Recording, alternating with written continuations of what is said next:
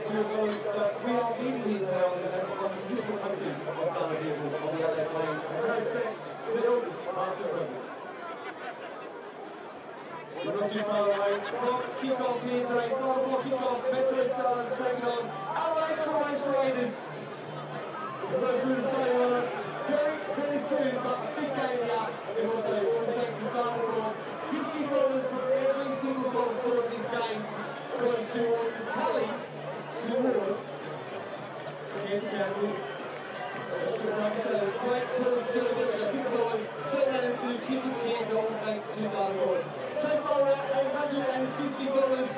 How great is that? So extra $50 for every goal scored.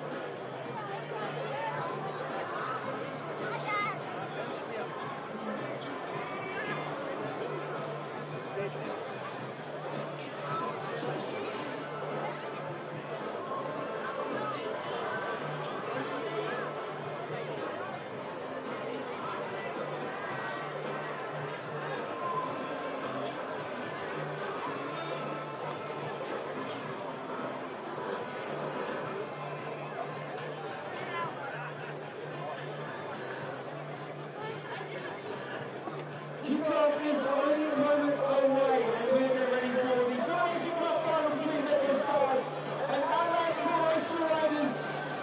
Get pumped up, it's going to be a big game here today. Let's get ready and go through the starting lineups for both your two teams this afternoon. Representing MetroStars in goals, number 1, Croatia, number 2, Rotterdam, number 4, Noel McNamara, number 5, Christian D'Angelo, number 6, Jackson Prostato. Number 7, Hamish Gow. Number 9, Owen Windsor. Number 11, Cameron Woodby. Number 17, Thomas Visser. Number 22, and the captain, Jackson Walls. And number 25, Michael Chiladini. And head coach, Danny Grayson.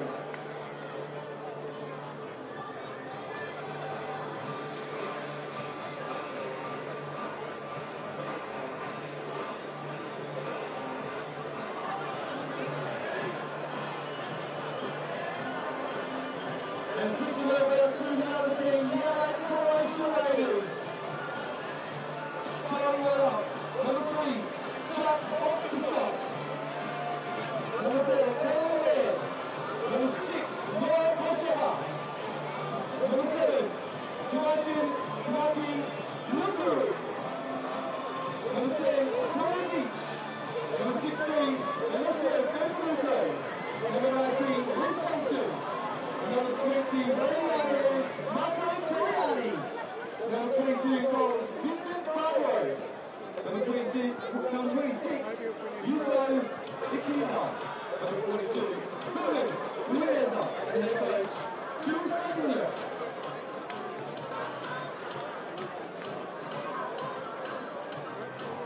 And the next officials for today's big game. Referee Curtis Redford. His assistant referees Liam Miller and Nick Elligan. Fourth official John Pickford. And referee coach Adrian Murray. Please note in today's game, we do need a winner for the cup final. And to do so, if it does remain a draw at full time after 90 minutes, we will reach an extra time, which will be 2 to 3 minutes of extra time laid out. The game still remains a draw after extra time. The game will be decided by penalties. So losing around. It's going to be a big game here today. Let's make some noise for your two teams. Equal in the crowd. There's a penalty in the MetroStars and Adelaide Croatia Raiders. Make some noise for your two teams.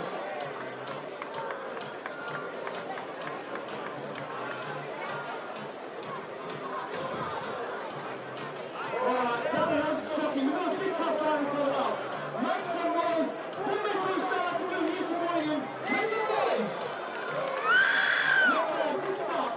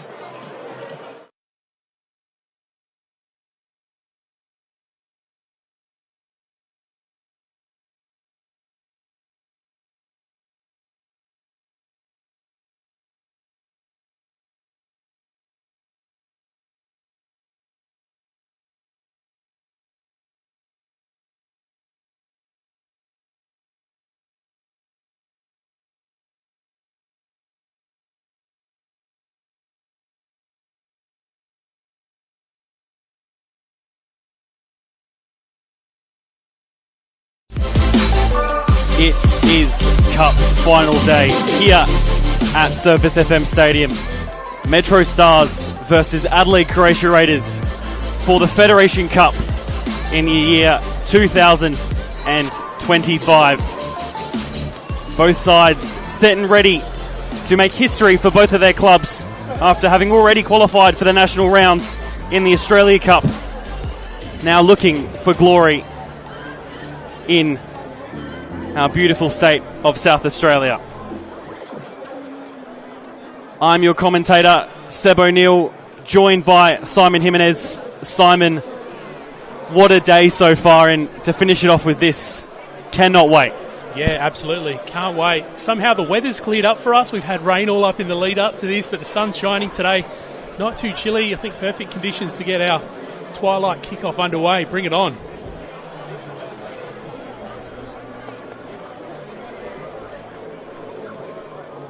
Both sides with dramatic semi-finals here on this same pitch a few weeks ago, hoping very much so as a neutral for more of the same.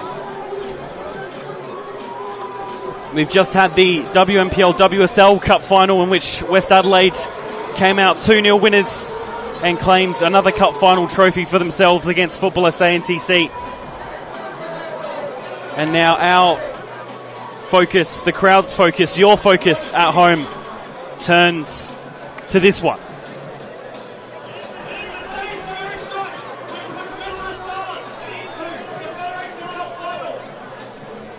Recognise that voice, I think. Both sides ready and waiting to come out onto the field of play. It really is a big occasion for both of these clubs. MetroStars up in Clemzig, Adelaide Croatia Raiders a walk away from here. It couldn't be a better day. Yeah, absolutely. I think some of the Croatia fans are still making their way up. Just from just a short stroll across the car park, and it's a very busy car park today, so not a bad move, parking near the home and maybe visiting the club rooms quickly before you come over. Make a real day of it. All the mascots, I'm sure, very proud to be in front of some of these players who, in some eyes, are their heroes. They're people to look up to as club players. And really, two great clubs here in South Australia, and two well-deserving clubs of being in this massive cup final event, Simon. Yeah, absolutely. For MetroStars, it's the form that they've had all year. They're obviously at the top of the table, quite a few points clear. I think the way they're going to try and get all the silverware that they can.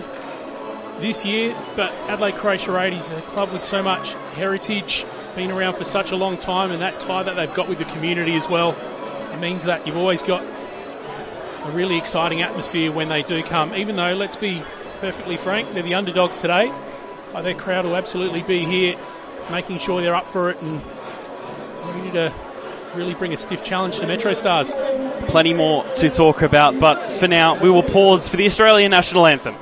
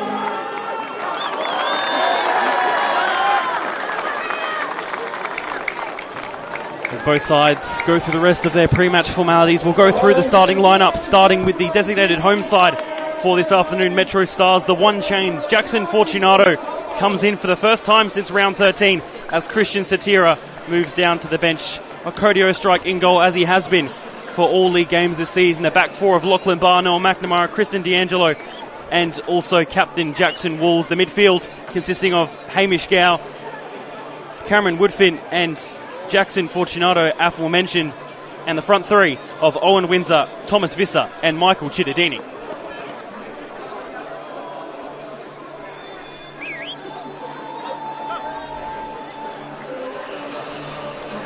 They do have a few players missing, do Croatia Raiders. Anthony Costa, Oliver Zafaridis, Bradley Corbo, Jai Kingburn, Oliver Trimboli, and the first of last week's 2 goals, Isaac Meticulous, ineligible to play due to being cup tied. As you said, very much the underdog, Simon, in the situation. Yeah, but funny things can happen when your back's against the wall. So no doubt, even the big gap in form between these two clubs, and obviously opposite ends of the ladder as well. I expect nothing other than a competitive match from Adelaide Croatia Raiders. For the Adelaide Croatia Raiders, 2 changes, Caelan Laird and Alessio Benvenuto come in for them. The rest of the team consisting of Vincent Barbaro in goal, a defence of Caelan Laird, Yuto Ikeda, Marco Toriani, and Reece Thompson. A midfield, Paul Radic, Alessio Benvenuto, Noel Blazeka, and a front three of Donatien Nionkuru, Philemon Umaneza, and Jack Osterstock.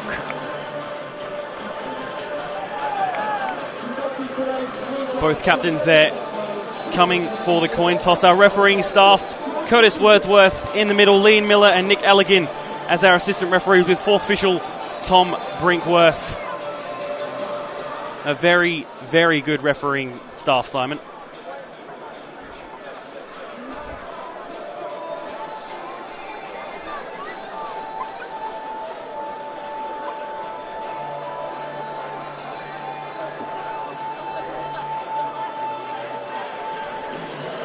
Trying to eavesdrop on that conversation there as they take the pre-match photo.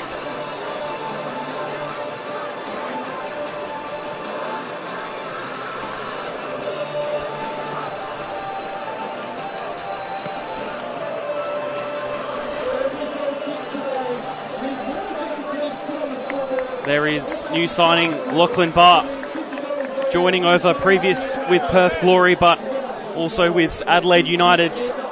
Announced a few weeks ago, a big signing for that defence of MetroStars.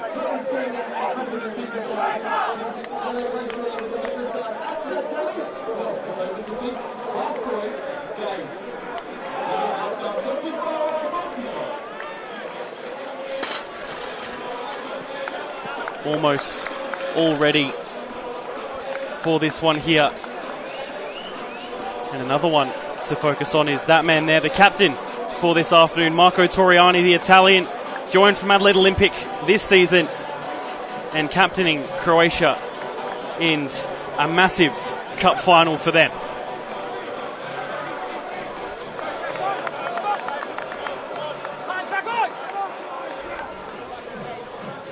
Well, all set. Cameron Woodfin and Owen Windsor, the two to get us underway for MetroStars as we get the 2025 Federation Cup final underway.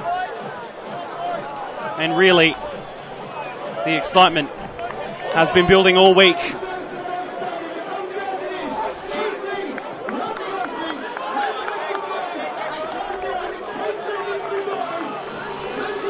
$5 p.m. kickoff here in South Australia, here at Surfers FM Stadium. MetroStars to get us underway. Metro in their home kits of red and yellow, Croatia in their blue away kits. Pretty distinctive and helpful for us commentators, Simon. It is. We're having that quick conversation before kickoff. Are they going to be in the away kit, Adelaide Croatia Raiders, even though it almost feels like a home game, given that their home base is just across the car park from us. But cross to Christian D'Angelo. McNamara looking to put a ball in the area, but there is Marco Torriani to get in the way. And an early foul given within the first minute.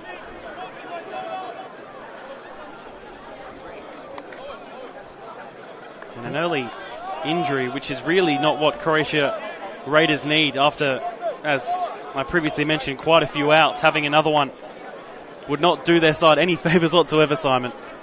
Yeah, absolutely. They're short on some big names this afternoon, so for someone to go down so early, not ideal, but looks like it might be more of an impact sort of complaint. Marco Torriani looking for the long ball from that free kick. Jackson Walls to win the header.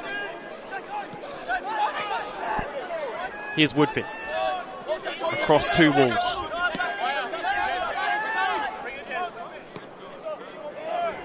As we start to settle into this match for the first time this afternoon/evening, we'll cross down to Christian Marchetti on the sideline. Christian, how is the atmosphere down there pitch side? Yeah, good evening, guys. It's really good actually here pitch side, and the weather as well. Perfect conditions, in my opinion, for hopefully what is going to be a cracking game of football. And we've got on the far side the Croatia Raiders supporters. I guess they're active supporters, have congregated together. That's hopefully going to bring a bit of extra atmosphere to this game as well. I guess just another thing, Christian, before we let you go for now. Of course, we did the WNPL Cup final. Pitch looks like it's held up pretty well from that. Yeah, it does. It does. At least from my vantage point here on this near side, it looks like everything is all good with the pitch. Should make, particularly for the MetroStars, we know they like to play a very possession-based brand of football and keep the ball for long periods. That smooth surface should help them. Thanks for that, Christian. We'll go down to you as the game progresses. Of course, for both of these sides, coming off big league results in two different kinds of ways. Metro with a shock loss to West Torrens Bacala, who, as of right now, are still sort of trying to climb out of those relegation places. And Adelaide Croatia Raider, a possible league-saving win against Modbury Jets last weekend. Yeah, particularly that MetroStars result. Pretty interesting that they only took 1 point out of the last two home games. That too. I think, that draw at home to Adelaide City, the Young Reds, sort of as far as stylistic match-up, that made for a pretty close sort of contest, that one. But certainly West Torrens Bacala, I don't think too many people would have picked that. But as we like to say, funny things happen when you're against an underdog, and that's exactly the case for today as well. So Lachlan Barr on the ball finds Noah McNamara out wide. Really taking it down the wing and right to the byline. I'm surprised to see Noah McNamara down that left-hand side. were saying in the lead up to the games, with the fact that Fortunato's back into this side for the first time in, I think, a couple of months, what were they going to look like defensively? And Noel McNamara's been doing more centre-back sort of duties, so interesting to see him in a more wide position today.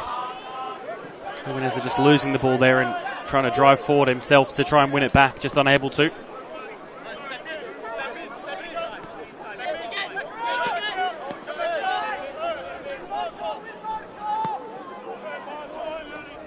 But again to McNamara.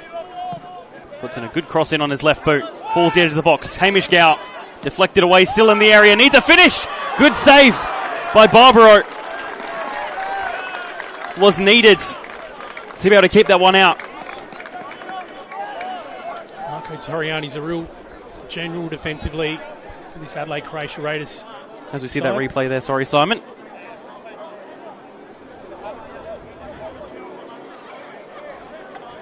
Maybe just a little bit more needed on that finish there.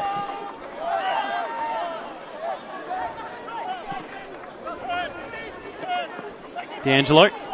Big collision there between him and Radic, and will be given as a foul as well by Curtis Wordsworth. Woodfin. Another cross put in the box. Just goes all the way out for a goal kick. I think the stylistic matchup and just the attitude of these two teams is going to be a real contrast for this game. We know MetroStars for how disciplined they are, with their style, how they play out from the back. Danny Greystone interview during the week said as well that's going to be a battle to see who settles in the best. I think judging from what we've seen of MetroStars, it's going to be that battle for them to stay disciplined, get control of the game, and Adelaide Croatia Raiders, they're just going to want to keep things shaken up, keep it unpredictable for us. Gow finds Thomas Visser out on the wing. Has to go right up against Jack Osterstock. Hamish Gow trying to make his way in. And again, another one rolls out for a goal kick. This has been entertaining to watch over the last couple of weeks. He's a bit of a firecracker in whatever role he's on, but right-hand side's interesting. It's been Christian Satira's place for a lot of this season. That's a poor giveaway. Woodfin puts it back out wide for Windsor, and then again for Visser. Just has that ability to try and drive himself. Here's Gow. And again, edge of the area, in the centre. Poked out wide, looking for Cittadini. And cleared away, but only as far as Noah McNamara. Croatia yet to really make inroads forward as of yet. Really just trying to, I guess, hold off the MetroStars attack for now. What we know from last week, they get some of their attacking done pretty late. It was the 88th minute that they equalised in last week's game, and in the 92nd that they eventually got in front. So, although MetroStars are looking disciplined as always, goals haven't come to them as easily over the last couple of weeks, and they'll have to perhaps change that if they don't want to be susceptible late. Here's Visser again. Back to Hamish Gow. Scored a brilliant goal just a few years ago in the Cup final. Another player to look out for as they get forward again. Cittadini. McNamara again with a cross. Good header in the middle. Away. And again, bouncing about until needing to be dealt with. And Uwineza fouled, leads to the free kick.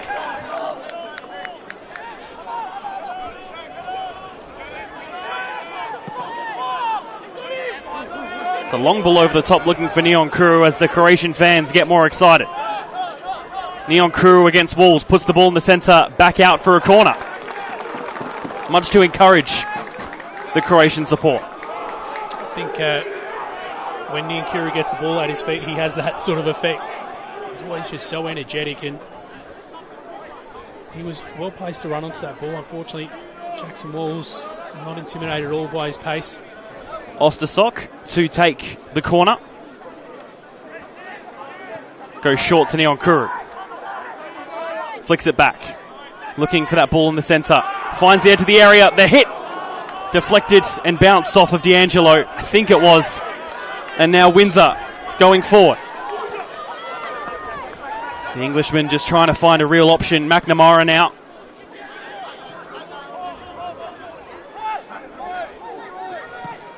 Another long ball, looking for Woodfin, but I think just too wide to get any real touch on it.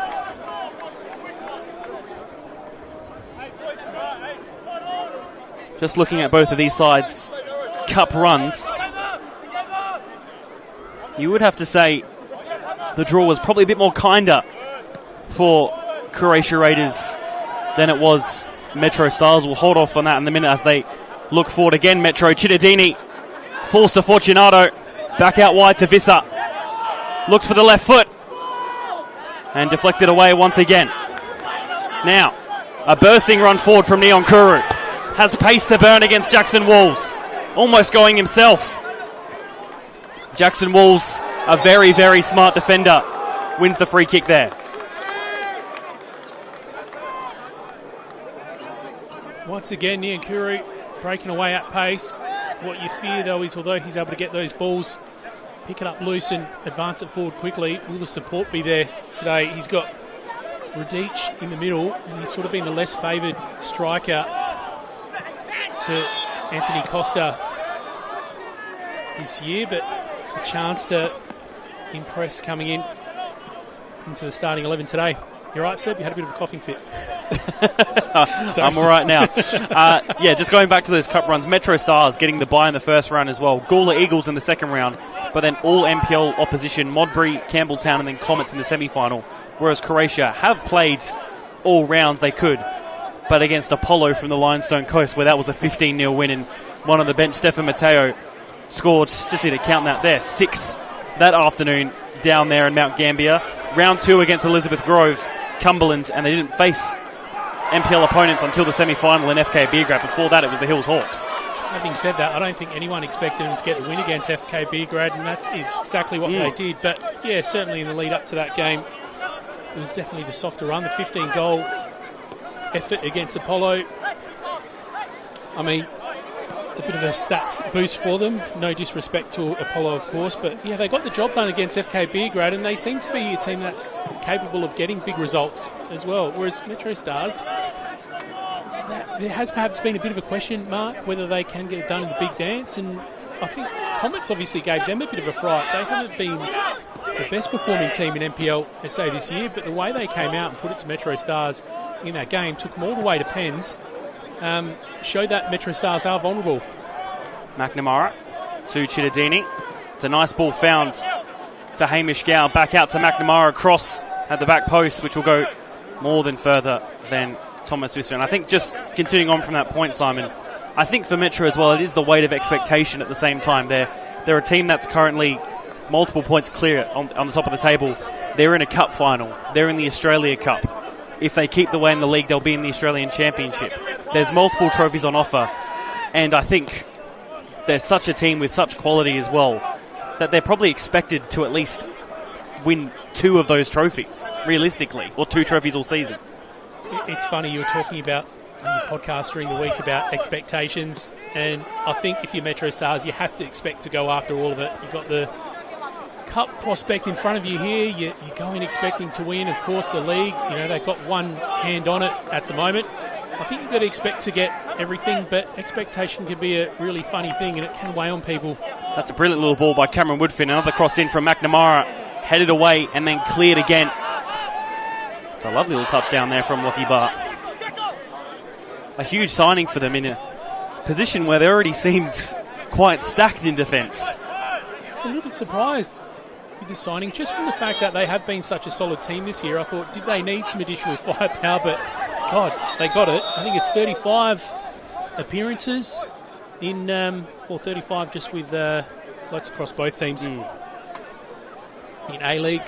So, but if they do want to go deep into Australia Cup as well and test themselves on the national level, and you're potentially going to take on A-League opponents, then you need those big guns in your side. Player who sort of had to do it the hard way, I guess, played as well for Bradford and Harrogate over in England, even played in Germany for International Berlin, where he simultaneously worked at a nice cream shop. Here's a free kick for MetroStars. Cittadini looks for the back post ball, but nothing coming of it. You ever worked at an ice cream shop, Simon? I can't. I've visited one multiple times. let's go down to Christian Marchetti. I'll ask you the same question, but I guess, yeah, just continuing on, how has the sort of environment down there been? No, I haven't. Not a regular visitor to ice cream shops. Sorry, but yeah, it's been both coaches are up and about in this first 15 minutes. Neither one. I mean, Danny Grostone was seated for the first sort of 10 minutes, but he's been up off his chair for the last few minutes. Phil Scardino has definitely been standing and giving out instructions pretty much since the game started, and that's probably a byproduct of Raiders being under a lot of pressure at the moment. A lot of instruction about shape, and I think as well, Raiders probably know that they're the underdogs going into this game, so they're trying to get those little advantages with certain little refereeing decisions here and there. When the ball goes out, whether it's a little foul, which might be, in their opinion, overzealous. So that's the kind of things that you do, I guess, when you're the underdog in a big cup final. As here they go, big ball over the top, finds Kalen Laird, has Radic in the middle, but a strong ball there from a strong leg, I should say, from McNamara there to deflect it out. Christian, we'll go back down to you in a little bit, but Croatia slowly getting more and more opportunities forward after absorbing this opening 10 or so minutes. Yeah, we see that wings place where they can advance it, but as I said a little bit earlier, it's all well and good to play the ball into that final third, but you need a target in the middle, and here is one. Another ball in the centre. Radic was a possible option, but he would have been offside if he had touched it.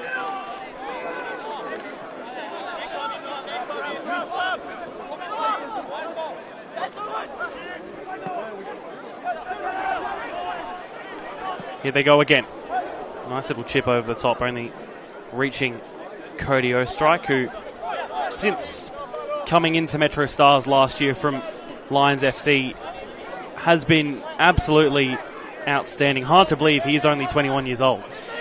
Yeah, we were having this exact conversation in the lead up to the game. Yeah, with how commanding he is, and I mean, sometimes it's like that with a lot of junior players. You see them take the field and how mature they are, that you get a little bit surprised to see their age on paper. But for a 21-year-old keeper, he's certainly in command of his back players.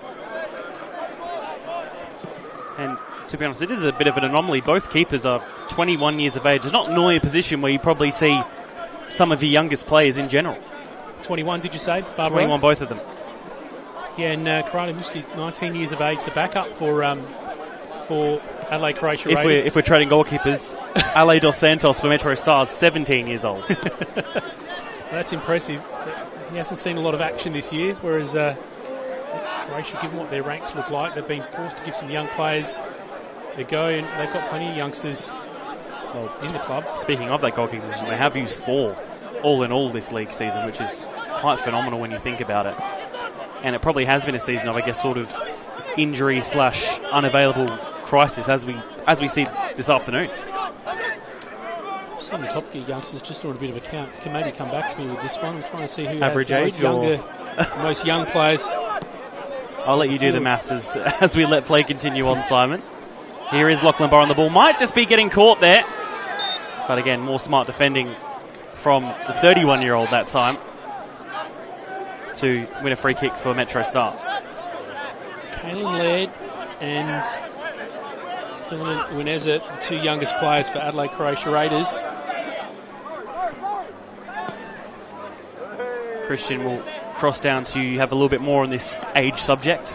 No, not on the age subject, but Simon actually just mentioned Philemon Uwaneza. He is getting probably the most instruction out of anyone in the Raiders team at the moment from the side. Probably the main reason being that he's the closest to the technical area, but in particular, Raiders as that header almost goes in, but it'll be a corner. In particular, when Raiders lose the ball, a lot of instruction to the youngster about getting back into his shape, making sure that he's tucked inside, and he's getting in his shape. And actually, the assistant coach, Eddie Hearns, also said to him when Raiders got the ball back, he said, "You'll get your chance. You'll get your chance," as if to say, "Listen, do the work off the ball because you're going to get a chance on it when they get the ball back." Thanks for that, Christian. Corner comes in from Gow, headed into centre. And just flicked by the back post. They've been dangerous at times, MetroStars off the corner. They've got some tall timber in the squad, and the fact that they've got Lachlan Barr in there now as well. We're talking about average stats. The average height of MetroStars has probably lifted with him in there. Good battle there from Osterstock, only beaten then by Jackson Wolves. Another former player of Adelaide Croatia Raiders against his former side in the Cup final.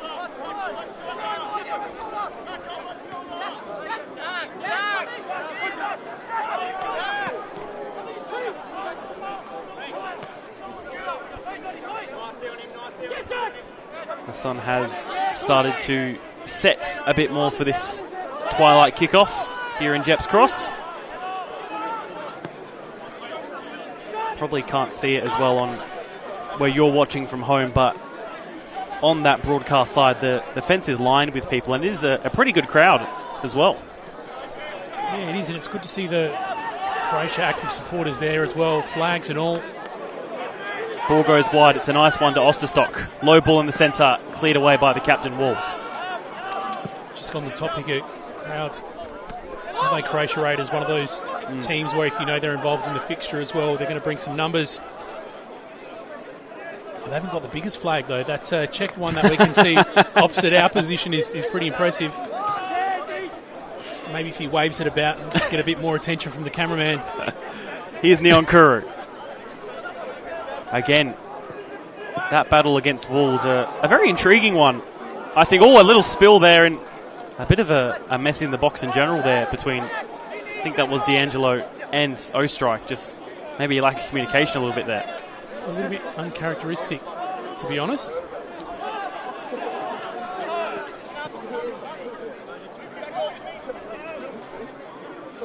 But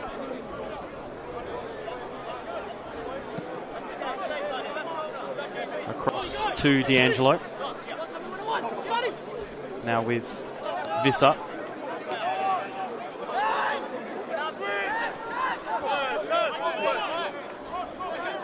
Fortunato looks for the ball over the top. Straight into the hands of Barbaro. Christian, down to you. Yeah, it seems like it's a bit of a sort of maybe tactical sort of battle happening down this near side. So that's Croatia Raiders, my God, sorry.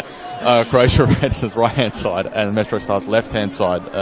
Danny Greystone's giving some instruction. That pass actually, that exact pass that was just played by Noah McNamara, every time he gets on the ball and he's facing forward, he wants him to clip that ball in behind, try and see if he can find Michael Cittadini early. I reckon they've tried to identify this right-hand side with Raiders, Philemon Uineza, maybe if he's out of position and there's a space to attack, can they do that? Can they do it early? I think that's the question that he's asking his team. Thanks for that, Christian. Another flag as we see on screen there. I guess just to follow up on that, a big characteristic of Noah McNamara's play is that ball with his left foot over the top, and he does do it so well. But if Croatia do get their tactics right, they probably could stop that threat of McNamara. See, it's interesting. Even the Croatia Raiders are in the spot they are on the table. Their issue hasn't been so much. That's a nice ball. Ostrike very far off his line and maybe, in fact, bailed out by the offside flag. But some really is dangerous the word for that goalkeeping there? Yeah, a little bit. And you sound a little bit surprised, and that's probably just because we've seen MetroStars usually going out so disciplined. Those sort of defensive errors aren't what we're used to seeing with them. But just to... Actually, I'll come back to the earlier point in a moment because MetroStars with a bit of an opportunity here. Another corner. Yeah, the point I was going to make was actually with Croatia Raiders defending, although they are at the bottom of the ladder, defending hasn't been so much their issue. It's more been at the other end, trying to capitalise on goal-scoring opportunities. So I think defensively that's not really the concern for them. It's actually getting some goals. Marco Toriani gets his tall head to it once again. Here's Visser again. A live wire in the centre. Windsor. Radic needs to get the touch and the clearance correct. Nearly puts it directly in the path of Neon Kuru.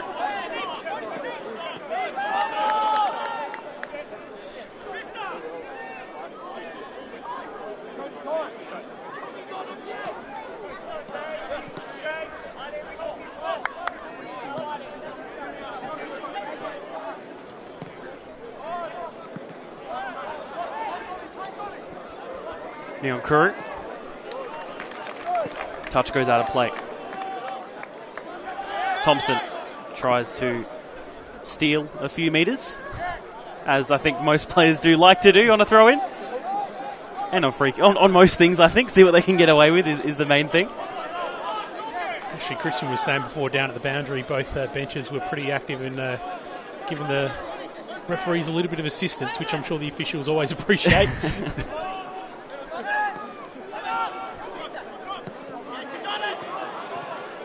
Uineza.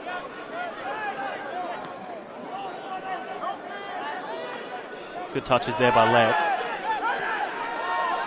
Ikeda. Nice little touch by Thompson there to get it around. Uineza.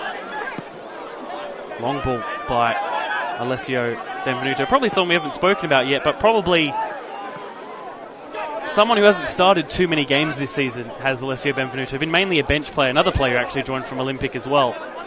But getting a start in a cup final was probably a more than warranted opportunity to try and show what you're made of in a big game especially. Yeah, absolutely. I think he'd probably be disappointed that he hasn't seen a little bit more time and hasn't been able to put up many starting efforts. But yeah, if you can produce the goods when it's a big game, there's no better way to make an account for yourself than that.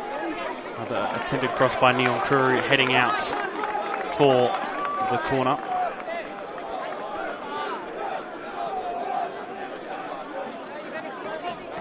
$10 goals for Metro, 4 against in this cup run.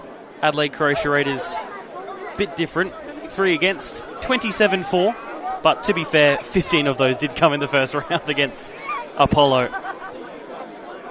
Still not a bad stat, even if you're minus 15 from that. Yeah, to be fair.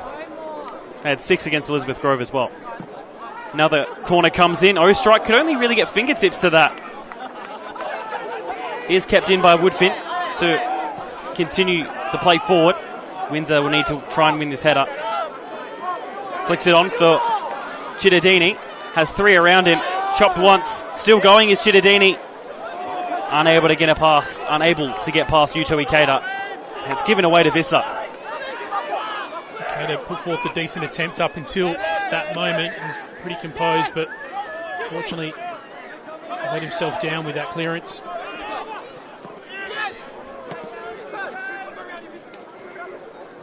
Here is Tom Visser again. Former Croydon and Cumberland player, again joining Metro this season. They did have a few wins for season 2025, but Visser probably being one of the standouts just due to his dynamism and very youthful. Here's another one. Neonkuru making his way through himself in the box. Not given as a penalty, but a nice little solo run there from Donatia Neonkuru as it slowly rolls out for a throw. And that's what he can do, Simon. Yeah, and I think they got a nice little pop from the crowd, probably the biggest one we've heard in this game so far. When he entered the edge of that 18-yard box, yeah, absolutely. He's able to create some excitement. And just with his pace and the clever way he runs as well, open up some space for himself, but not able to produce anything from it as of yet. Another cross headed away. Another throw. Nearly half an hour played here at Service FM Stadium. A day of cup finals. Had the WMPL WSL reserves 9:30 this morning, in which Football SA beats Adelaide Jaguars. 12:30 Adelaide Comets beating Campbelltown City on penalties, which you saw a bit of, Simon, I think. Yeah, I happened to be showing up right as there was a really big crowd gathered on the second pitch, and it was nice with a few different games happening here at the same time. The fact that the buzz can spread around and people can make the dash to catch the pens. Well, then straight after that was the WMPL WSL Cup final, which we just saw West Adelaide come out 2-0 winners against NTC, with Lolita Kohler scoring the winning goal there late on. Long ball. Doesn't really reach anyone. Has flown by this first period. Surprised that we're 29th minute just about already.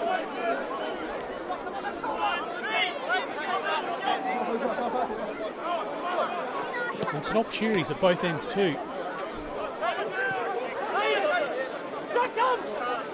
Interesting to see as this happens. MetroStars probably been laying on a little bit more pressure, whether that does start to wear on the defence for Adelaide Croatia Raiders. Here's McNamara to Cittadini.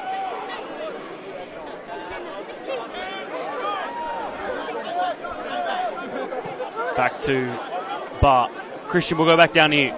Yeah, it just seems, I mentioned before about this sort of tactical ploy down this near side, particularly when Nolan McNamara gets in possession, and that last in particular, a real inquest about the ball being overhit. Seems like Danny Greystone's not happy with the runners, but then maybe not happy with the decision to play it over in behind by Noah McNamara. Then Michael Cittadini was wondering what was going on. So they've just got some stuff to work out, I think, in possession here. Metro. On the Raiders side of things, I think Phil Scardino and this coaching staff feel like there's some chances here, some real chances on the counter-attack and in transition here for them, because they are really sort of egging the team on when they win the ball back in those counter-attacking moments. Cittadini having an effort from the edge of the area. Fortunato. Cittadini again. Tries to just almost chip it through. Thanks for that, Christian. And again, another run, this time from Noel Blazeka. Radic. Misses the challenge, does Bart. Radic still with it, puts it into the centre. Might fall to Neon Kuru. Instead, Lachlan Barr tries to sweep it up.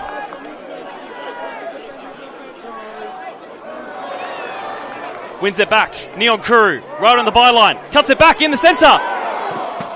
Away from the 6-yard box.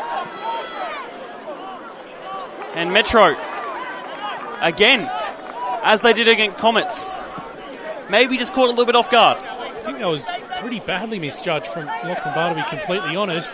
I've got to say, Radic didn't look like he has a lot of pace. I saw it a little bit earlier. He tries to run into it. He's not going to beat anyone off the line. But just the fact that he did get the advantage there sort of shows that Lachlan Barr left him vulnerable, and a very real opportunity there for Adelaide Croatia Raiders.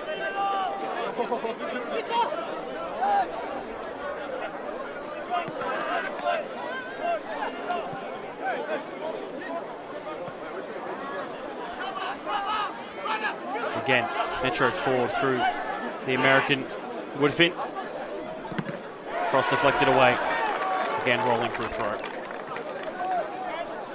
How's east for some American locations?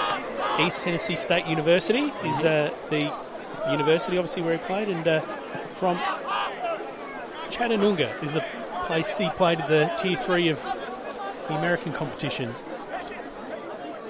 I wonder if they celebrated July 4th at the TK Shuttle Reserve this year.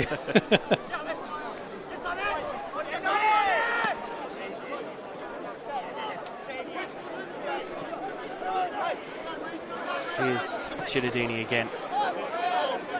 First time doesn't work out. And the ball from Fortunato doesn't either. Gow falls to him. There's a little 360 on the ball. And in fact is fouled as well. Free kick for Metro. Interesting to watch how well organised Adelaide Croatia Raiders are. It's usually 5 back all lined up, 6 person joining them at times, and just trying to shut down, get that numerical advantage as these MetroStars players come in. Visser!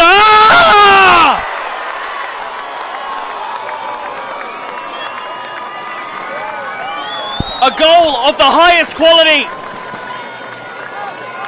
from the 21-year-old to put the league leaders 1-0 up in the cup final. Stunning.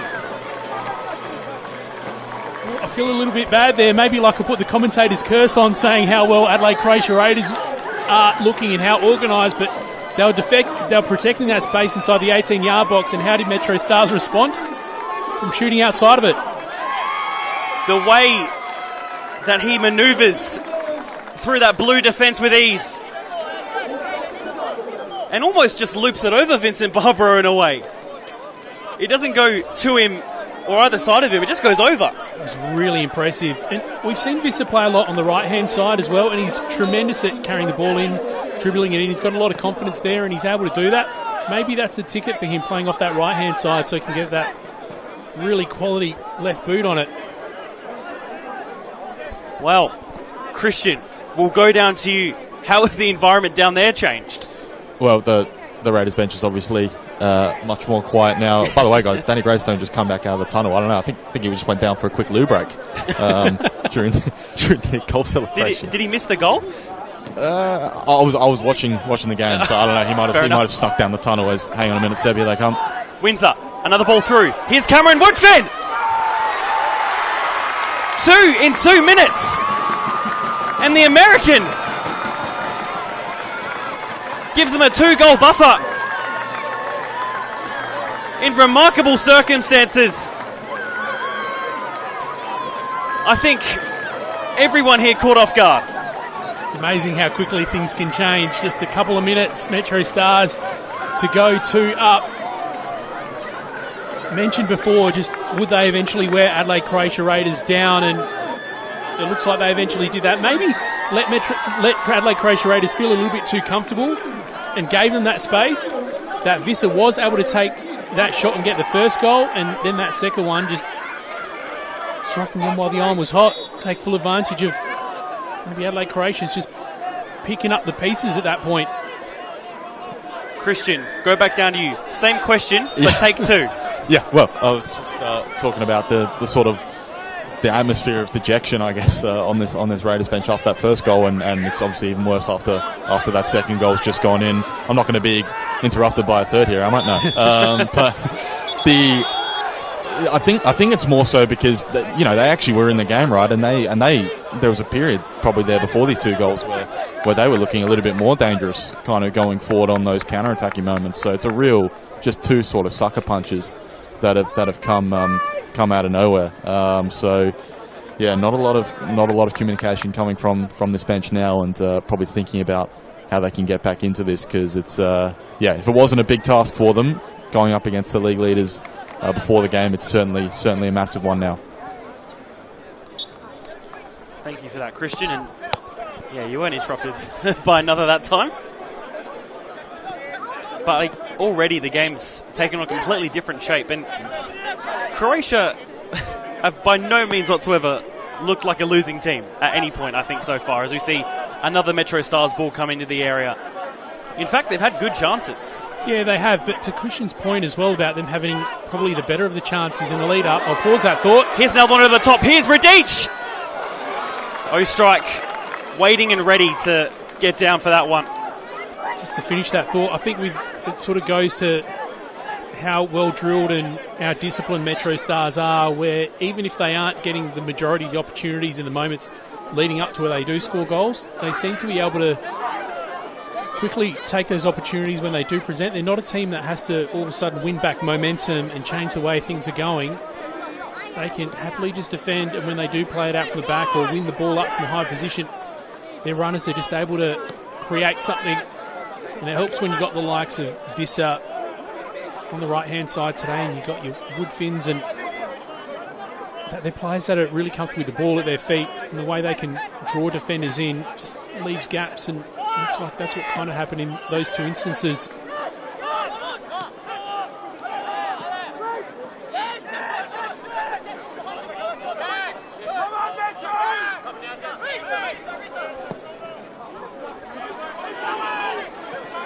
Uwaneza has to take on Michael Cittadini. Of course, it's by no means over in any sense, but it's just, I think, more of a shock how quickly the game has changed. It's a nice little bit of work there by Neon Crew to find Uwaneza.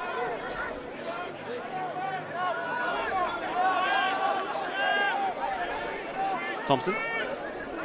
Cater just falling on the ball there at an unfortunate time for Croatia Raiders.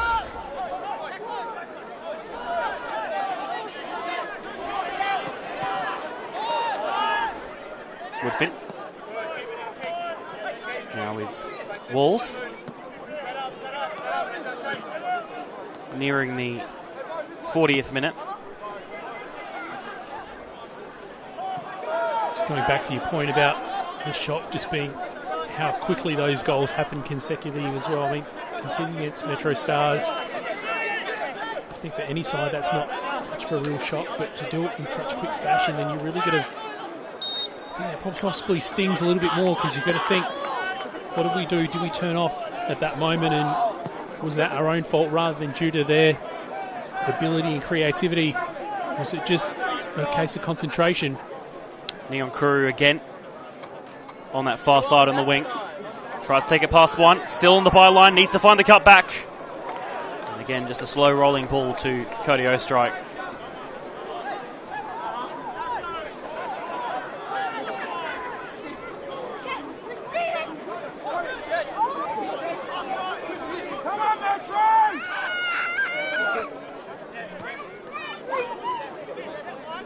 Two very passionate fan bases in the one place this evening. And it really is a brilliant environment to be amongst and be a part of for a cup final such as this. Chittadini comes again. Windsor holds up the ball well, as he has done for almost all of the season. That will be a foul there.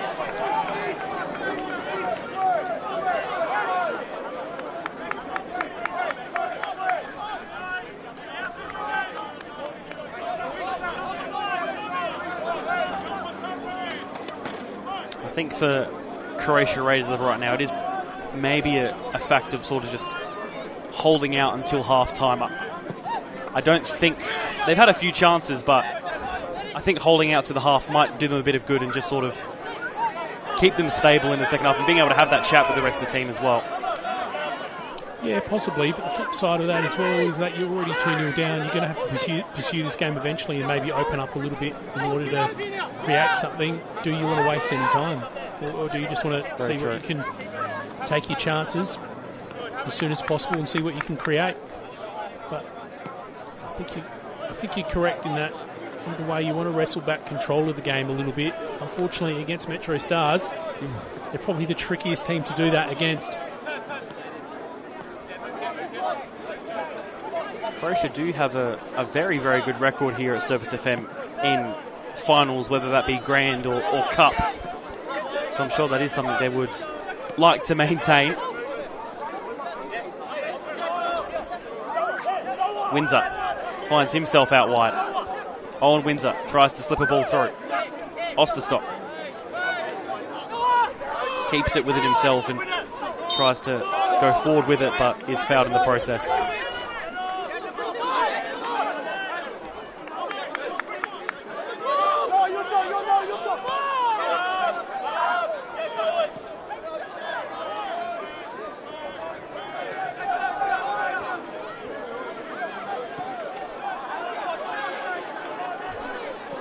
Good ball by Neon Kuru. Radic has an option in the middle, goes high. Osterstock cleared away as it heads back in the centre. More opportunities for him. Still, just haven't been as clear cut, and you certainly can't catch MetroStars by surprise, it seems.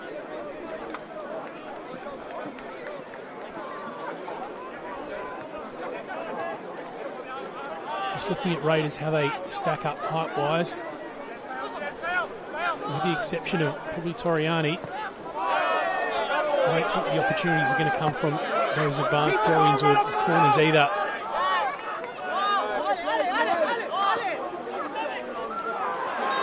It's another free kick in a good area for Croatia. That one against Neon Kuru. A good opportunity before half-time to get something back.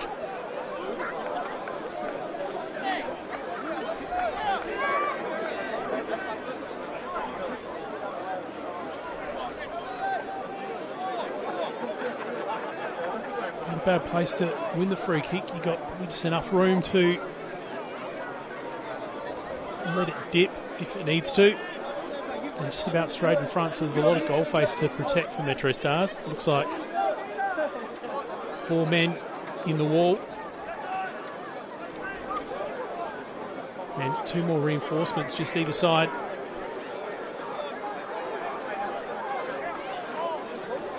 Marco Toriani's just come up to give a bit of physical presence in the 18-yard box for Adelaide Croatia Raiders. Osterstock and Uwineza over it. It will be Uwineza! One back before half-time from Philemon Uwineza. His first goal of the season in all competitions. Brings this cup final back to life once again. 2-1. And the Adelaide Croatia Raiders have found their voice now as well. He gave them a celebration that was worthy of it. Just before half-time to get one back, just like that. All of a sudden this game looking very different again. It's been a bit of a roller coaster of emotions this first half, I think. That's also now 2 weeks in a row that MetroStars have been beaten from a free kick in almost a similar situation as they were last week against West Orange Bocala. Different kind of free kick, but similar position. And now it's put them only now a goal in front as we tick into additional time. Well, although there was a bit of a... You've drawn that parallel, I think the credit all goes to the kick taker because it was an absolute cracker. Like we said, there was just so much goal face to defend and enough space that it could dip in, and that's what it did. Managed to beat the wall and just on strike. There was no chance he was getting to it. Well, as it gets louder, certainly up here in the stands, Christian will go down to you. Also, can you please confirm for us how many added minutes there was as well? We couldn't really see.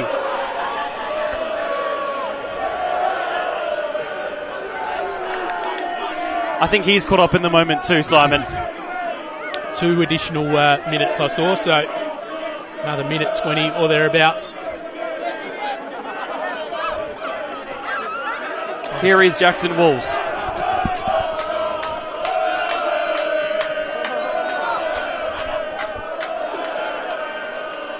I think we got some Raiders fans in the house. Yeah, maybe right in front of us, in fact, Simon. Certainly happy to make the noise, and it is very encouraging signs for their team as we see another ball head into the area, but just goes out instead. I thought they were MetroStars fans in front of us.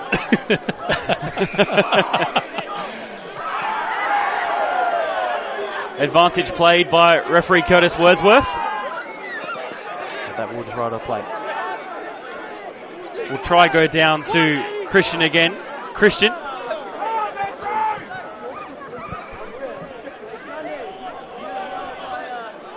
Just not feeling it. He's just not feeling it right now for some reason. He's saying, guys, leave me alone. I'm watching the game.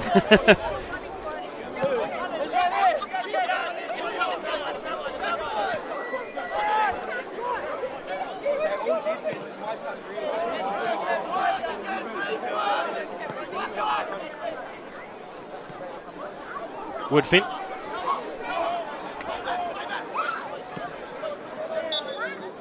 And that will bring the first half to a close. I think really the only words you can use for that is wow.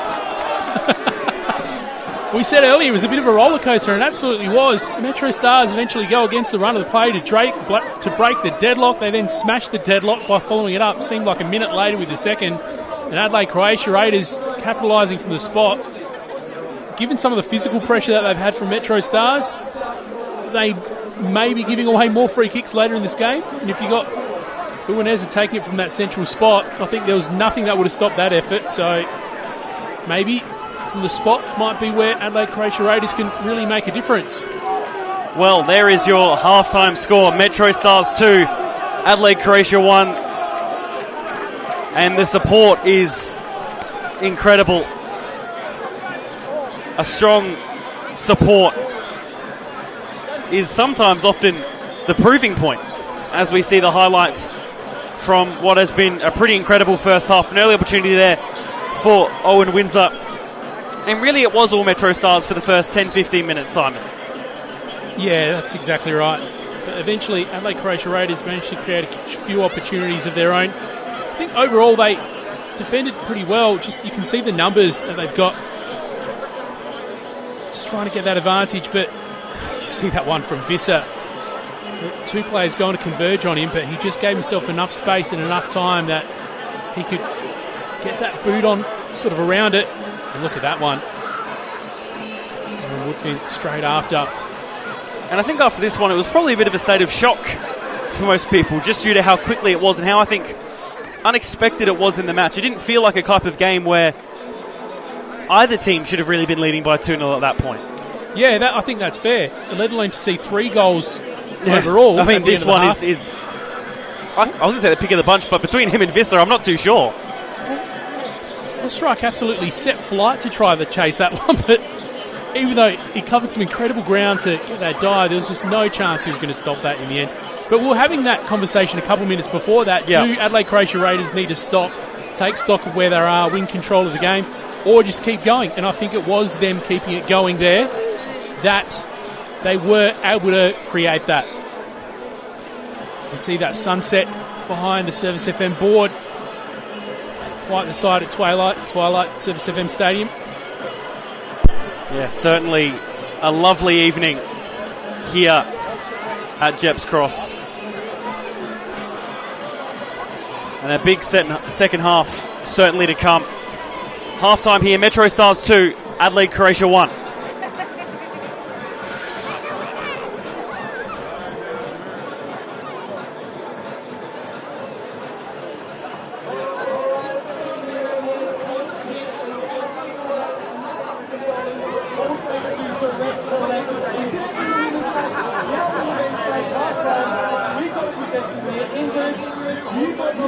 To be in this today, but you handballed it to your son. How are you feeling about the decision now? Pretty good. I've got no chance. Brilliant. Well, you move aside now. I'm going to go to Alex. Alex, how you feeling, mate? $1,000 for your mum. You haven't decided on how much you're getting yet, but I'll make the call later. Alright, hopefully that's Brilliant. So you played this stuff. Do you train, practice training this week just to get ready for this? not quite, but Alright, I saw you in the training. Look alright. Let's go. Come over here. We've got 3 balls to kick. $1,000. We gave it away before. You know what? I'm going to give it a shot. Let's see if I can do it. You either learn or you don't learn from this, alright? Let's see. 3, 2. Oh, not bad, not bad. You fall over, which is a good sign. Alright, now it's your turn. 3 shots. Ready, mate? Alright, mate, let's do it. In the bin. Get it in. Oh, that was close. Put him in, mate. Relax. Alright, ready? In the bin. 3, 2, 1, let's go. Alright, take your time. You know what? Let's do this. Take your time. Everyone in the crowd, let's get behind him. $1,000. Let's go, Alex. Yeah! We did it. Well done. Alex, ready, mate. Congratulations. $1,000. How much are you going to take from that from your mum? I reckon all of it. All of it. You deserve it. Congratulations, mate. $1,000 takes you direct. High five again. $1,000 in green. Move this, mate. On to you, mate. Congratulations.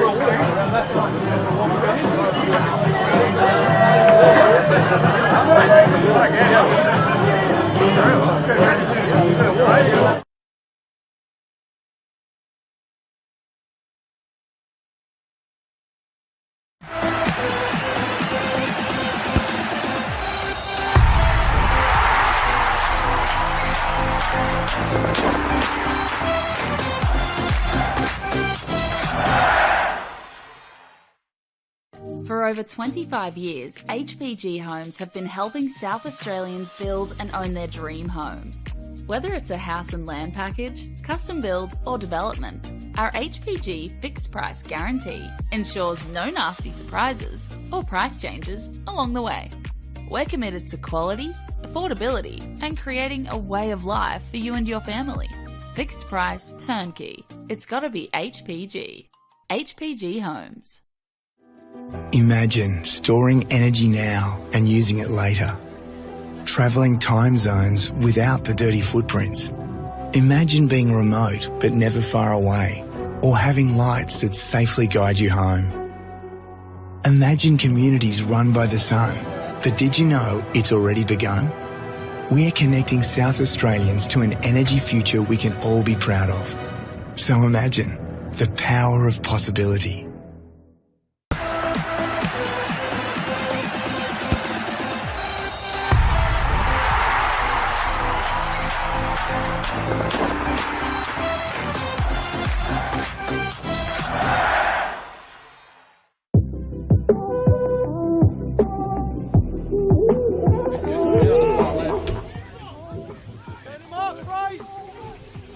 Left hook across goal, and it's in the own goal from Yellow Attitude. The cross was too hard to handle, and Aperture turns it into his own net. 1-0 to MetroStars. Bit of a danger point here for Adelaide City because they put some real pressure on MetroStars. And there's a goal. And it's Owen Windsor who gets it as well. And as they just set up, I was looking down to see who was warming up for the bench. And second wasn't good from Nagel. Ixano now to Lowe Latanzio. That's an excellent touch. Lowe Latanzio! And it's a goal for Adelaide City. And an excellent one from Lowe Latanzio. His 8th for the season. And he's back in form now, Simon. What a finish that is from Lowe Latanzio. Well, McNamara looking on again for Visser. That's a good bounce on it. Visser's away. Looks for the strike! It's Visser with a screamer into the near post, and he's got his second league goal of the season. The direct approach pays off for MetroStars. And young Tom Visser with an absolute rifle into the top left. We were listening to the MetroStars bench just below us going, Visser in the approach. Happens to be held here for the corner. A little bit of almost scramble, and it has crossed the line. Passage on has scored, and it's 1-0 for Croydon, taking everyone by surprise. 13 minutes gone in the RAA NPL here. One spectacular goal, but one that's crucial nonetheless. Here's Luca Trimboli making his way forward. He has Passia John, and Passia John's walked that one in, and Croydon have scored again. It's 2-0 now. And that is surely the game done and dusted. I can't see Modbury Jets coming back from that. Passia John walks the goal, into the ball into the back of the net.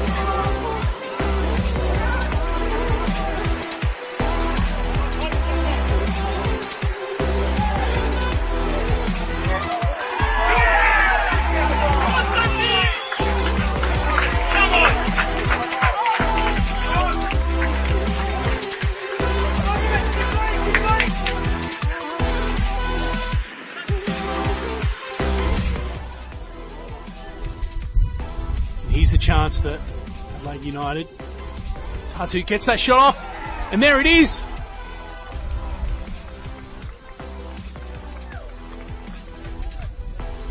Finally a break here at Service FM Stadium, and a little bit unexpected there. It was off something a little bit messy. A little bit of a scramble when that initial ball wasn't in contention. Riccio manages to find Tatu. There might be another chance here. Manages to get the shot off his left foot.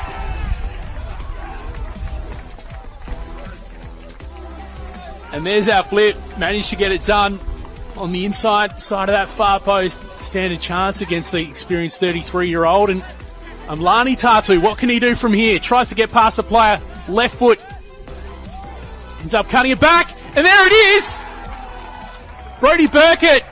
Just like that, looked like it was going to be another quiet end to the game, but all of a sudden, Adelaide United youth find themselves 3-0 up. Which has put them in the position they are right now. Ball through. It's not a bad one for Trimboli. In the area, just putting it back. Needs the hit. It's a good finish. And it's a goal for FK Beograd. Trying to take the unselfish option, but again, maybe he just would have been better off going himself there, just trying an effort on goal. They go again, a ball coming, it's a good header, and it's Anthony Trimboli sneaking in. Nobody knew he was there. Nice turn, finds the middle for Konstantopoulos. That's 3.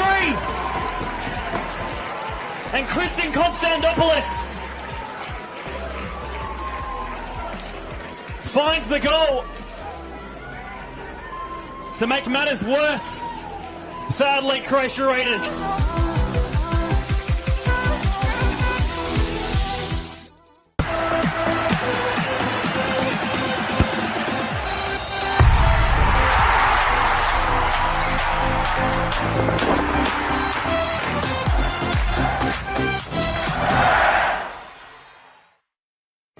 over 25 years, HPG Homes have been helping South Australians build and own their dream home. Whether it's a house and land package, custom build or development, our HPG fixed price guarantee ensures no nasty surprises or price changes along the way. We're committed to quality, affordability and creating a way of life for you and your family. Fixed price turnkey. It's gotta be HPG. HPG Homes. Imagine storing energy now and using it later. Travelling time zones without the dirty footprints. Imagine being remote but never far away, or having lights that safely guide you home. Imagine communities run by the sun, but did you know it's already begun? We're connecting South Australians to an energy future we can all be proud of. So imagine the power of possibility.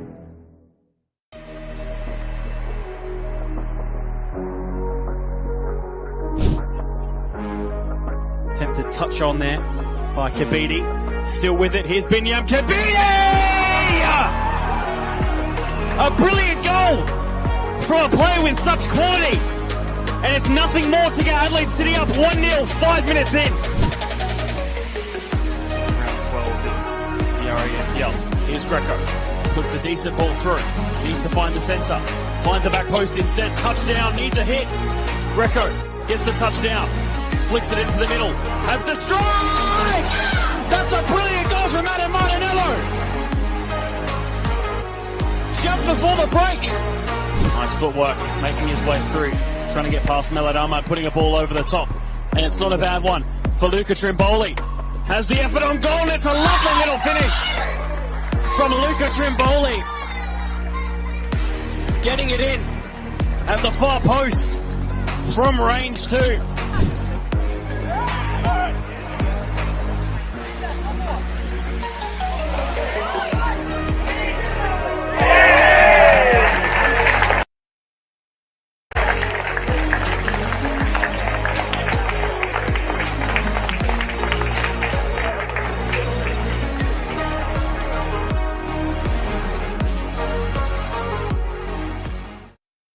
For over 25 years, HPG Homes have been helping South Australians build and own their dream home.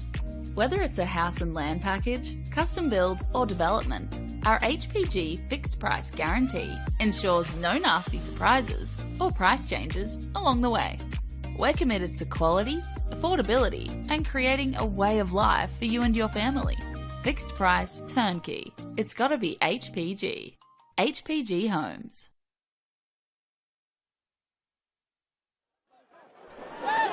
Welcome back to the second half here at Service FM Stadium. 2-1 to MetroStars. They have the lead, but all in all, Simon Jimenez, this game has been very tight. As we see another ball come forward for Uineza. Looks for the cutback into the centre, straight into the arms of Ostrike. You may now speak, Simon. Yeah, no, it has. We were a little bit surprised at half-time. We were saying, does it look like a 2-goal half for MetroStars? Possibly not. But we've got a little bit of our drama. Things sort of changed late with Adelaide Croatia Raiders getting that goal to get back into it. It was a magic free kick and it really kicked off the atmosphere here as well. But MetroStars, I think they're just going to chip away throughout the second half. They're top of the table for a reason. And they're not going to make things easy for the bottom of the table, Adelaide Croatia Raiders. Yeah, back to Lachlan Barr, who, in all honesty, probably for one of the high-profile players, probably hasn't had the perfect first half as Lachlan Barr. Yeah, that's fair to say. Particularly early on, there was a really big error that he made, sort of mistiming things against Radic. And a little bit surprising because MetroStars are so solid up back. But it's a little bit of a new combination. Barr and D'Angelo. Obviously with Barr coming into it, D'Angelo's sort of being used a little bit sporadically at times. There he is. There, Lachlan Barr. 30 years of age, 35 A-League appearances.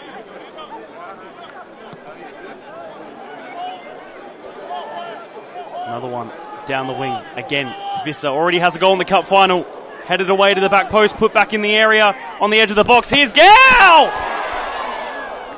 hitting the advertising boarding behind the goal. It's a little bit of a hot spot for Hamish Gout when he's on the edge of the 18-yard box and he has a little bit of space to wind up. He absolutely rockets it in. Here's that one on replay from Hamish Gout. Absolutely has it in him as they move forward again here. Gow again, puts it into the area, the back post, just past the post. Piling it on in these opening 2 minutes.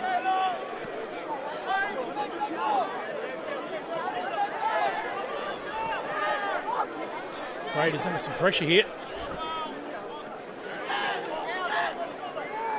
Gow.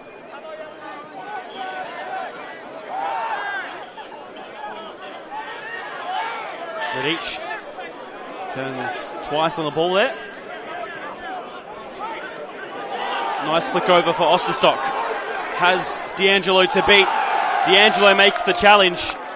Fairly in the eyes of the referee.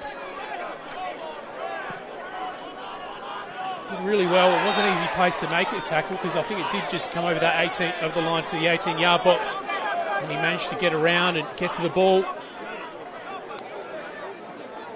Obviously, you've got to do a quick look around to the ref to see if they saw anything in it, but I don't think you could have timed that better for D'Angelo.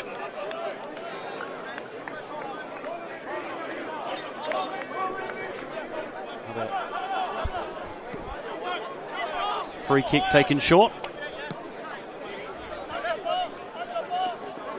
McNamara. Wins up. Neil Crew just trying to do some defensive work to win it back.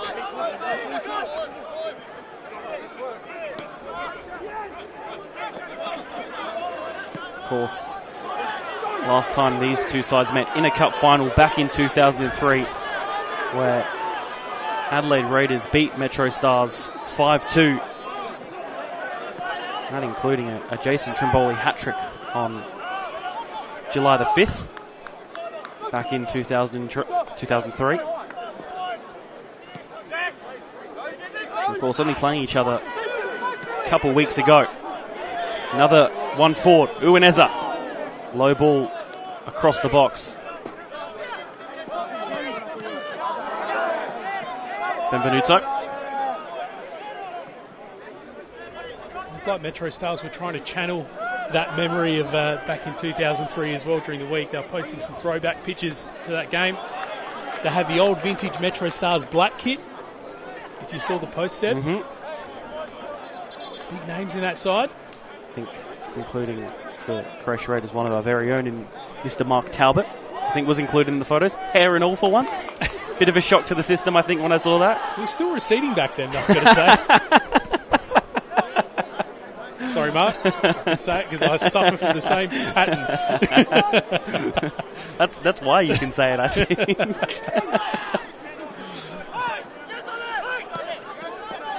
Back to Cody Ostrike.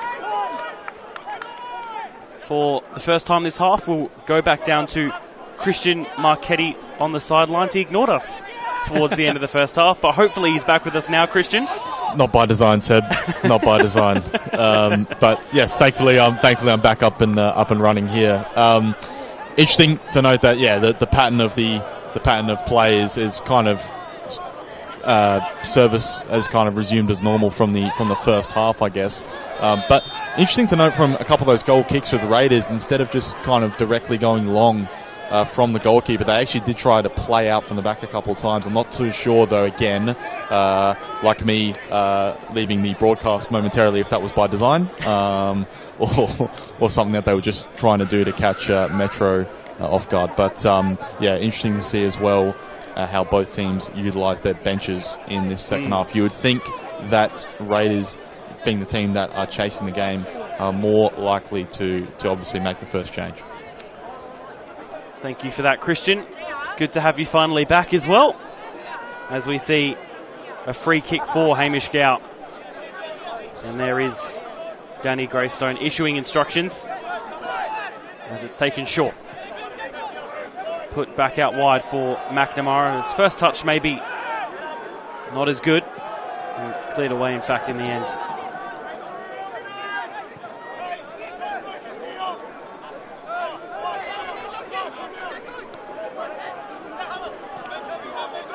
Gow. D'Angelo. Jackson Walls. Now with Tom Visser.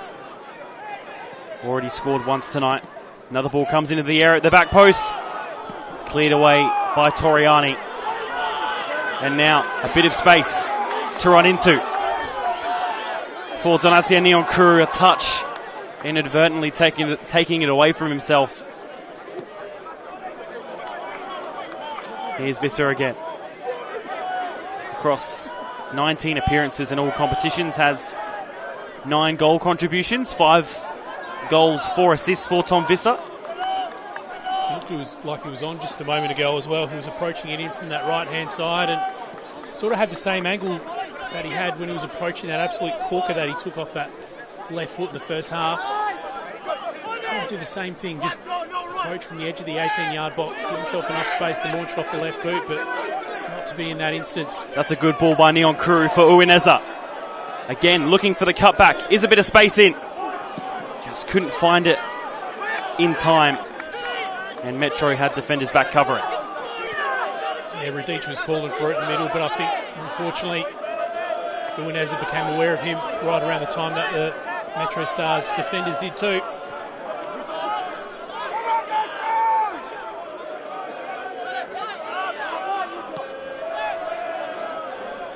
Just going back to an earlier point that Christian made about those substitutes for both sides available. It is probably 2 different types of benches. Metro with plenty of experience, likes of Fabian Barbiero, Scott Nagel as well, with the youthfulness as well, and Satira, Porter and Muhatira to bring on. Croatia, though, as we spoke about earlier in the pre-game, pretty depleted. Marco Mahawenemana, his only ever second time, I think, on a first-team bench, was last on a first-team bench in round 9 against Para Hills. He's brought in, they've got a new player in Georgi Stoyanov, Shalmanov Trenkova as well, coming over from Victoria. Stefan Mateo, of course, their top goal scorer in the cup due to that game against Apollo. And Joshua Exanic and Callum Campbell, probably the most experienced, the latter the most of. And I guess that will play a part, whether it is the experience that works out better, if it is that youthfulness, that sort of spark that teams tend to bring on towards the last half an hour, 40 minutes or so. I think MetroStars, they just have tons of firepower on their bench, no question about it. But for Adelaide Croatia Raiders, you're sort of going to make the decision late. Are you going to favour the experience that you do have, like what's left, given how many players they've got out? Or do you try to favour, a little bit of energy on the bench? Callum Campbell's one name on the bench, 18-year-old. He's got a little bit of excitement when he comes on, can play either in the middle or in a wider sort of role, and it's just one of those players that just provides a little bit of a spark. Maybe someone like him could be an option.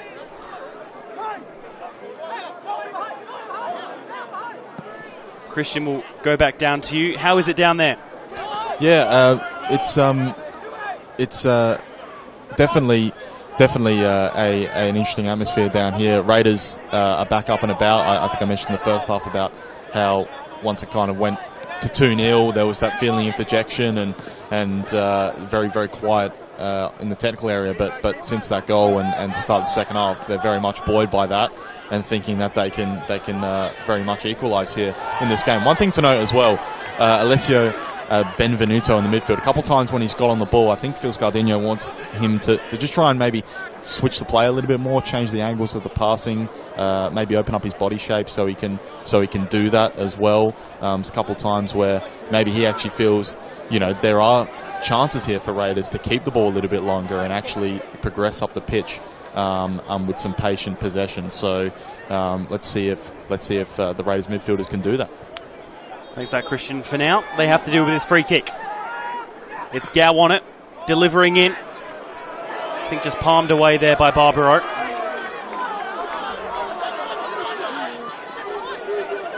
And these counters are where Croatia has tended to sort of apply the most damage to Metro so far tonight. But with balls like that, they need to really make them count. Yeah, that's 3 different players really breaking at pace. And like Neonkuru was on the far side and he was calling for it as well, but by the time there was a bit of a wayward touch, MetroStars managed to get some numbers back and all of a sudden they didn't have the same open options. If Adelaide Croatia Raiders can counter just a little bit quicker though, potential opportunities there. McNamara with the throw. We'll be told to take it again and go a few metres back.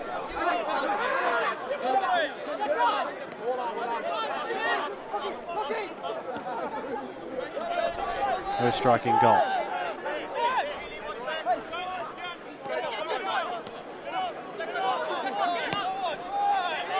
Ball forward. Again, a signature move of Noah McNamara.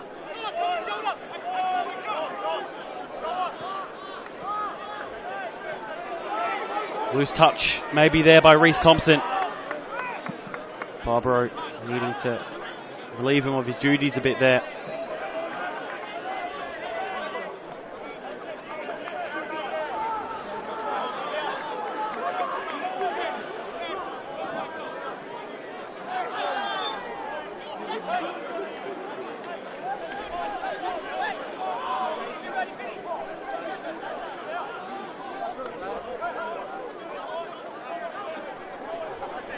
Free kick for Croatia.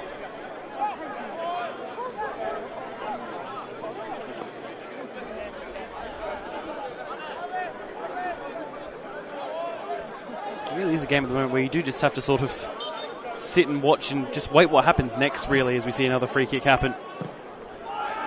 Headed away by Gow.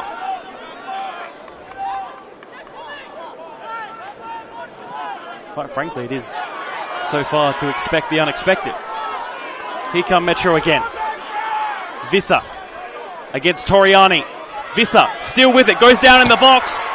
No penalty given by Curtis Wordsworth.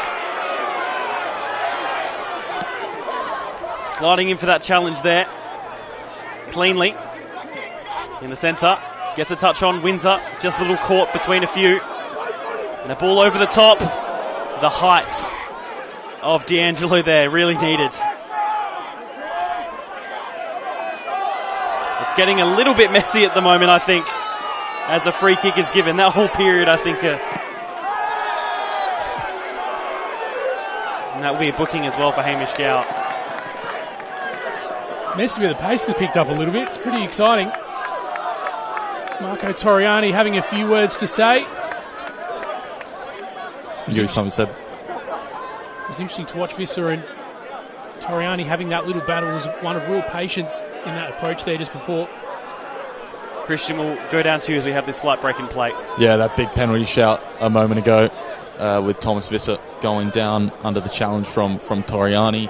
And both benches were protesting because you had Adam Holmes, the MetroStars assistant, definitely incensed. He wanted a penalty. But you also had Phil Scardino asking the question of whether that should have been a yellow for simulation for Thomas Visser. So one of those situations where no one's happy, unfortunately. Thank you for that, Christian. As we tick past the hour mark. And that one will go all the way to Cody Ostrike. Not sure what the idea was there. Just to Christian's point, that's exactly what you'd expect in that sort of instance, wouldn't you? Almost MetroStars bench calling for a pen before the player even goes down, and Adelaide Croatia Raiders bench saying, "Don't you dare."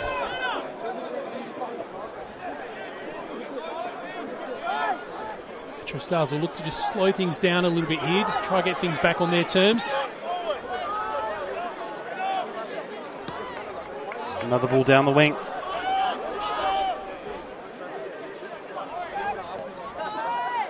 In the centre now. McNamara trying to take it away.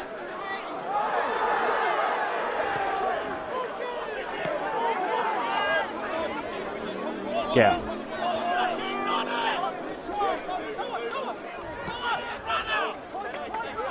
McNamara goes low with the ball, but doesn't reach another teammate. Both these sides, of course, looking forward to Australia Cup fixtures. Croatia home not far from here against Cooks Hill United in a week or so's time, and MetroStars away to Canberra, Croatia. Both, of course, in the Australia Cup round of 32. I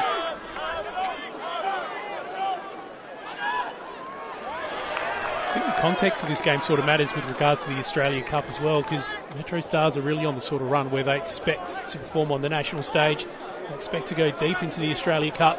Whereas Adelaide, Croatia, seeing as their form in the league's been lacklustre, they're really taking everything as a bit of a gift and as an opportunity at the moment. So I think even with games like tonight, I think even MetroStars, they may be still thinking a little bit ahead. Not saying looking past Adelaide, Croatia Raiders, but thinking these sorts of battles are something to get us ready for the national stage. See a yellow card there for Porodic. Just looking at their upcoming league fixtures as well. MetroStars next weekend away at Playford, and Adelaide Croatia Raiders away at Adelaide Comets. Those both next Saturday, 19th of July. Christian, down to you. Yeah, it looks like Joshua Asganic has been told to go and go through some final paces potentially to be introduced. I heard 3 minutes, so I guess maybe we'll expect him to come on in 3 minutes. Who knows? Maybe it's something else completely different. Thank you for that, Christian. Here's an interesting one, maybe for them to bring on. Zanuck, the 4 appearances, none starting, but did have a big goal in that game against Berkelerin, which sort of followed on from that big win against Beograd in the Cup semi-final. There you go. You know a little bit more about him than I do. I didn't have him on the team sheet. I had to write it down before the game started. So maybe he will be a little bit of a wild card for Adelaide Croatia Raiders, they'll be hoping.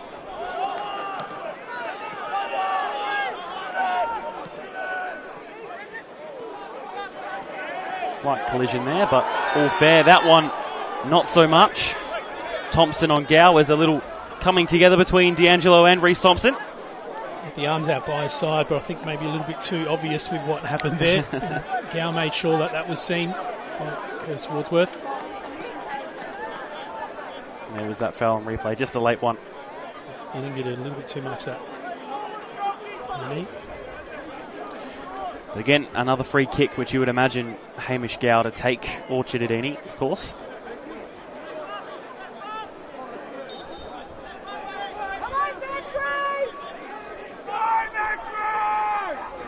Gow, just to chip it in. The poor touch, but taken back by Croatia Raiders. Just a bit too much forward on that ball. Maybe needed a bit wider.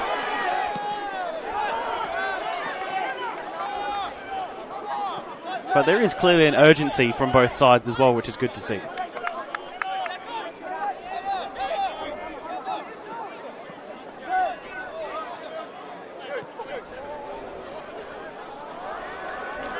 Wayward from MetroStars there, but getting the feeling a little bit that MetroStars are just trying to build some momentum at the moment.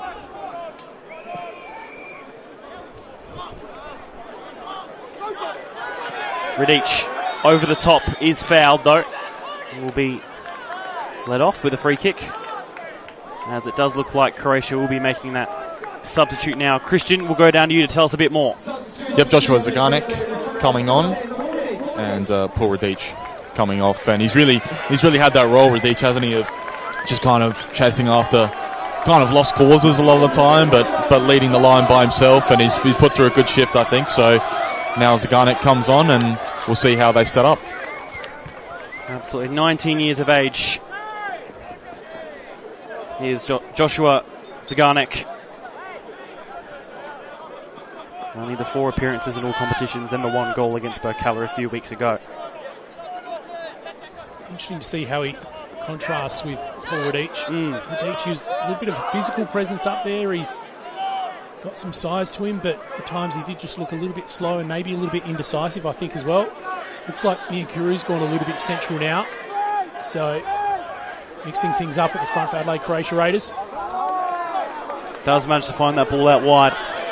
Uwaneza is getting options in the middle as he tries to drive forward himself. Uwaneza still with it, flicked in the centre. And it's not a bad effort from Osterstock. Or even Kalen Laird, I think it was actually, sorry. And that's, once again, has encouraged the Croatian support. Yep, you were correct with the correction. It was Kalen Laird, and he had Joshua Can you say the surname? Because I'm going to stuff it up like I did before. Zaganek. I had the word in my ear saying you got that wrong. Well done.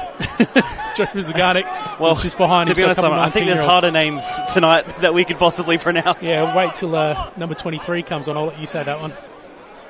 Another ball floated in. We'll have to do a syllable count between the two benches. Number 23 on the bench for Croatia. Georgi, Stoyanov, Shalmanov, Trenkova. You make that sound easy. Speaking of, Neon Kuru making it look easy as he tries to pass through this Metro side. Just taken by McNamara. Goes through the legs in.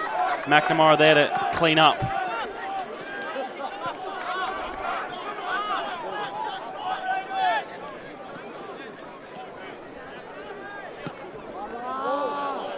Good ball. Uwaneza has been very active on this side. Just floating a ball in fact, out of play. Well, I think it was about this far into the first half where things start to go a little bit more Croatia Raiders' way. Looking to shift momentum again. Christian, we'll go back down to you. Yeah, Scott Nagel for the MetroStars is about to be introduced, and looks like Christian Satira potentially as well. Yes, Christian Satira as well. So a double change for MetroStars. Thank you for that, Christian. Interesting.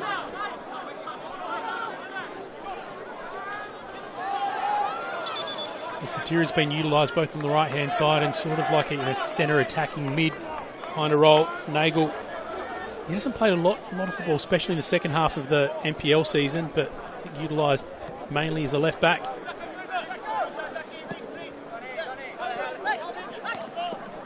Just over 20 minutes left in the 2025 Federation Cup final. MetroStars still leading, although be it narrowly.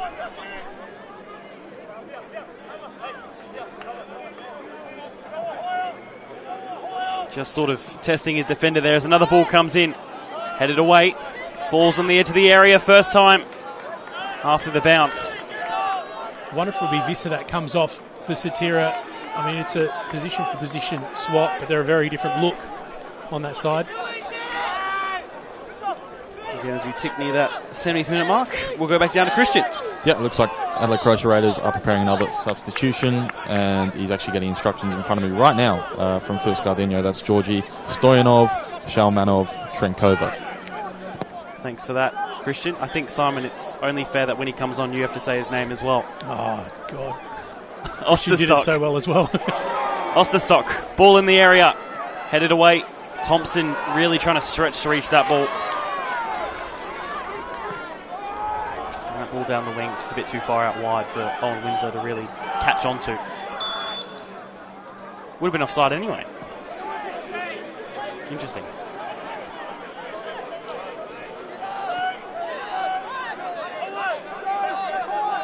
So Phil Scardino was trying to make that change. I was practicing the pronunciation in my head. Ball over the top. Ostrike runs past him. And again, another offside flag goes up. And this is when we will see that substitute for Adelaide Croatia Raiders. It is Jack Osterstock coming off. But Gregory Stoyanov, Shalmanov, Trenkova. Got the first name wrong, but you know. Georgi Stoyanov, Shalmanov, Trenkova coming over from Victoria. Made his debut last week against the Mowbray Jets in that big win. I'll give myself a B for getting the first name wrong. You're a commentator. You say the last name most of the time anyway. Ostrike with the free kick.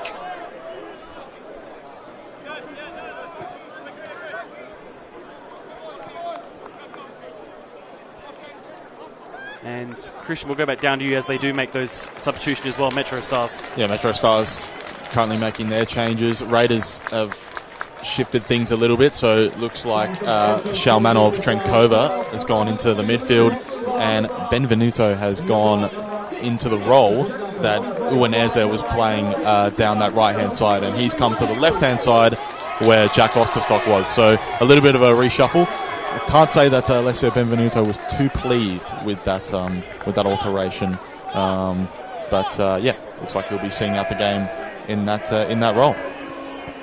Thanks for that again, Christian.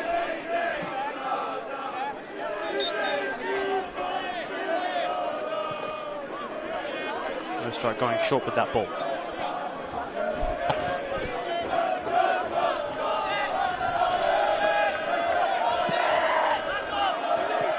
Long ball over the top. Gow with the touchdown. He's fouled Christian as well. We'll go back down. You have an injury update as well, it seems. Yeah, well, it just looks like Jack Osterstock, just to my left, is just getting his knee strapped with some ice. So I'm not too sure if maybe he copped the knock. Looks like his left knee, and maybe that's what's led to that reshuffle and that change. Thanks again, Christian. As we see a foul on Hamish Gow. They're just holding his head a little bit there. That seems to be in right neck. Wolves.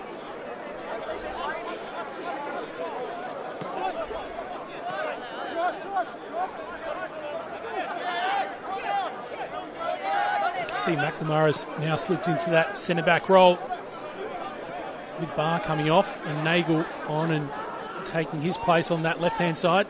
And here's Satira. Right idea from Windsor. Might get a second go at it. Taken away from him. Wins the foul well.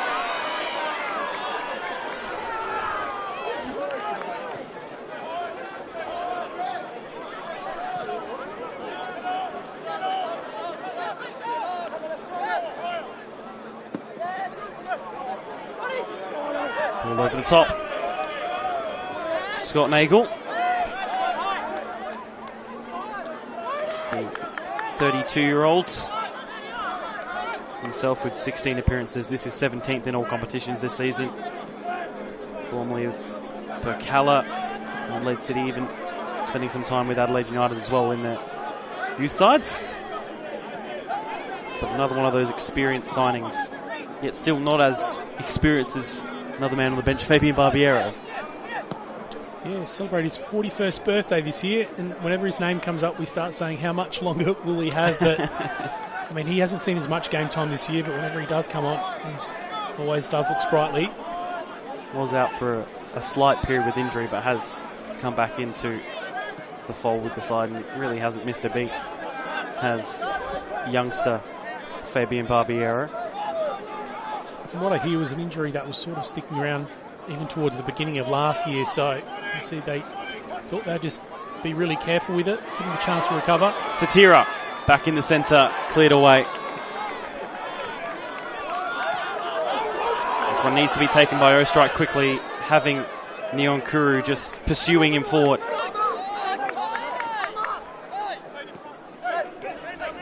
Just to revisit the MetroStars change, the other change that they made not too long ago. Jackson Fortunato was the other one that came off as well, so it seems Christian Satira has been somewhat of a switch for him. Ball out wide. Nagel into the centre, headed upwards. Really needs to be taken care of. Chittadini nearly finding himself in some sort of space.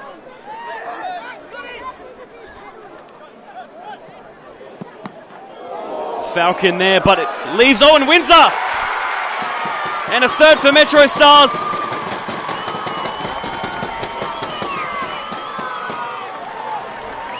I'm looking forward to seeing the replay of that one because that was a really strange one.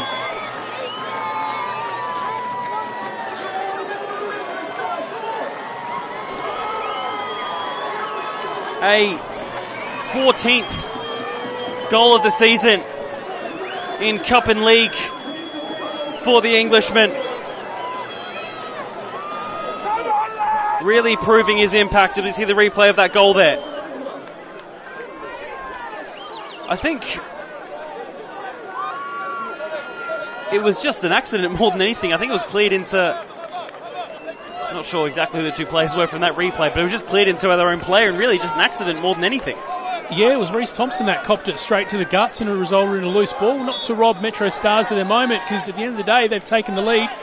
3-1, I guess you can take it as a reward for the persistence that they played, but...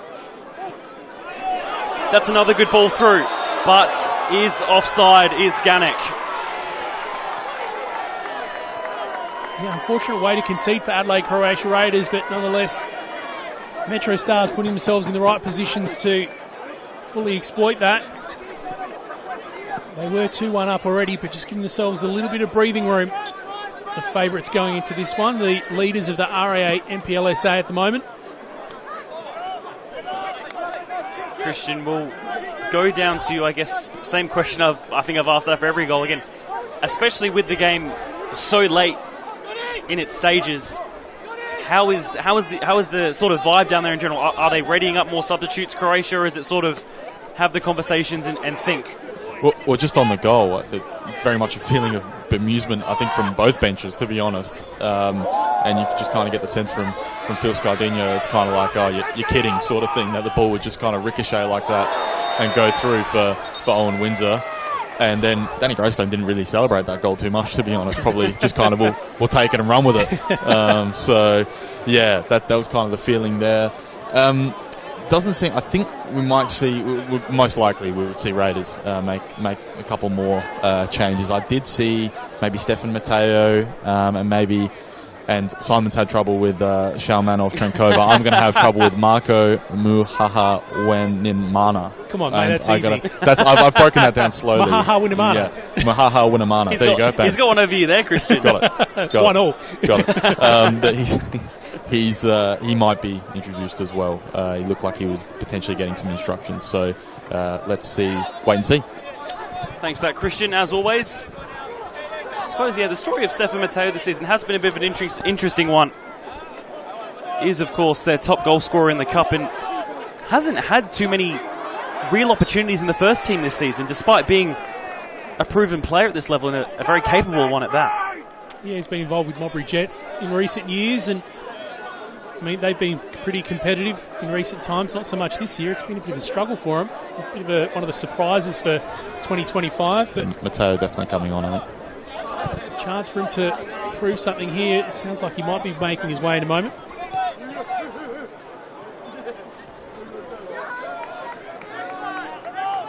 Barbaro quick to receive the ball. Even more urgent than before, Croatia Raiders. How they would love to bring the trophy home. And I think being able to physically walk and carry it to your home ground is also a bit of a benefit. I think for Metro it might be a bit longer and harder if they wanted to do so. That's an exciting thought, actually. A bit of a procession across the car park. I mean, Metro could still do it if they really wanted to, but Clemzik. They probably wouldn't get there until next cup final, maybe. And by then they'd have to give it back. 10 minutes left for Metro to try and hold a lead and Croatia to try and get in front. While that walk would be much easier for Adelaide Croatia Raiders across the car park, I think reducing this lead and getting their nose in front will be the hard task for them.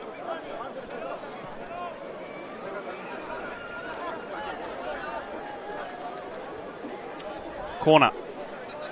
Neon Crew taking it from the same side. He converted that crucial penalty in the semi-final. It's in the box and is headed past goal.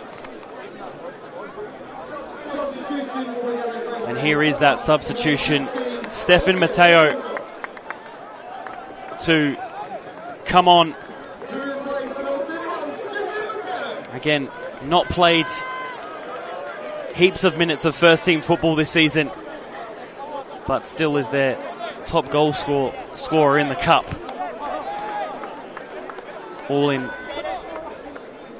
Almost all in that one match. His other one coming in a 6-0 win against Elizabeth Grove the round after. But still a player to definitely be cautious of for MetroStars. Ostrike launches it forward. Big collision there. And it will be a booking as well.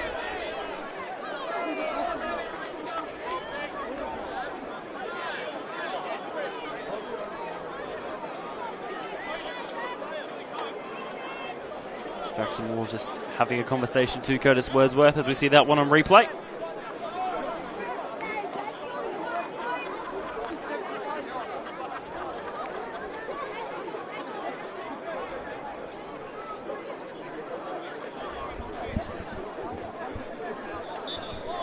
to have play back underway. Noah McNamara to Nagel. Back with Cody Ostrike.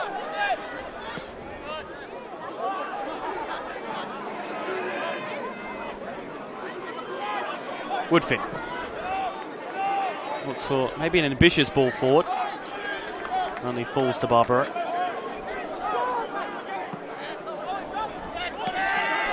And that one taken away from him. Nagel to Chittadini.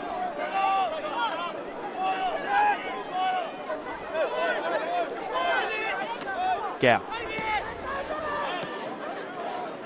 Nearly just caught slightly unaware there. I think at this point Metro just looking to take real control of the match and not really get Croatia have any more opportunities forward. But they cannot give balls away like that, which leave Croatia possibly dangerous on the counter. Visser, first touch isn't as great, but manages to get it down.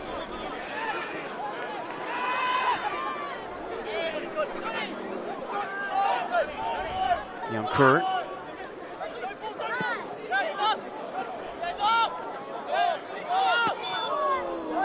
And that one cleared far away. I think you're right on that point that you made. MetroStars at this point will just try to see things through. That 2-goal buffer will hopefully be enough to see them through. As usual, they're just such a well-disciplined team.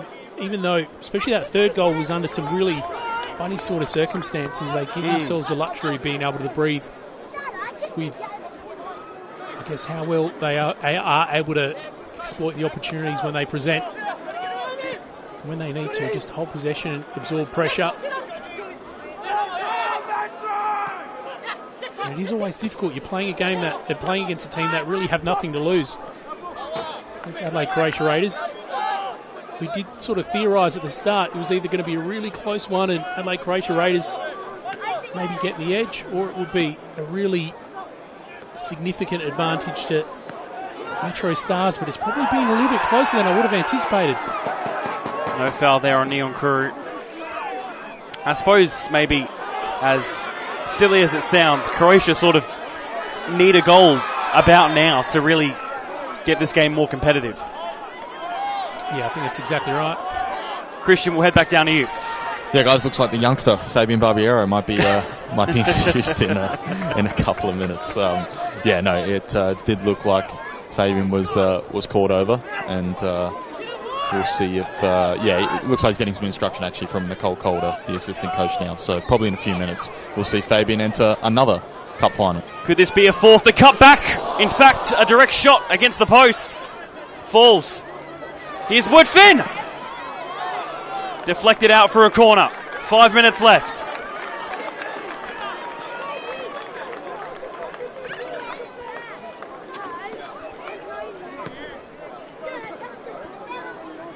Here's that one on replay from Cameron Woodfin.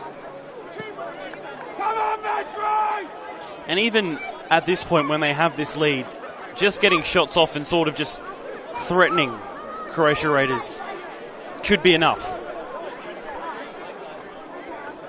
Well, true. That one goal that they did there didn't come from a direct opportunity. It was winning that free kick. That was just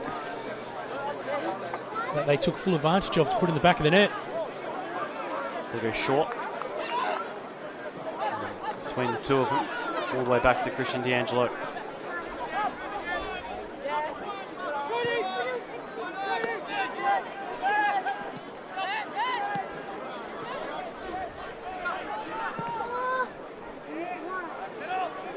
Long ball over the top and down the wing. It needs to be kept in.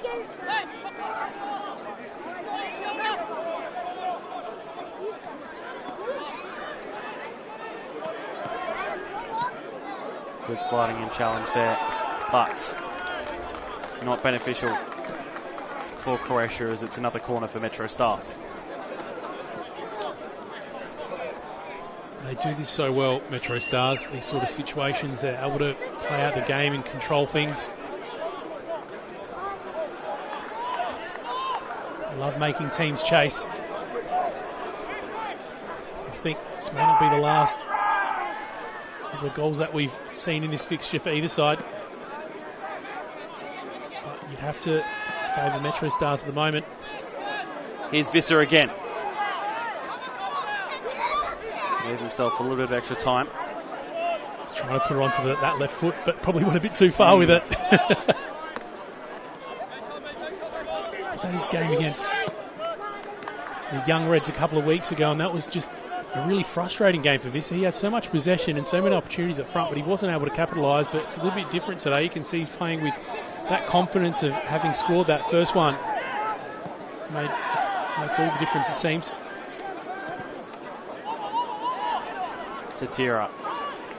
Visser. Now Woodfin.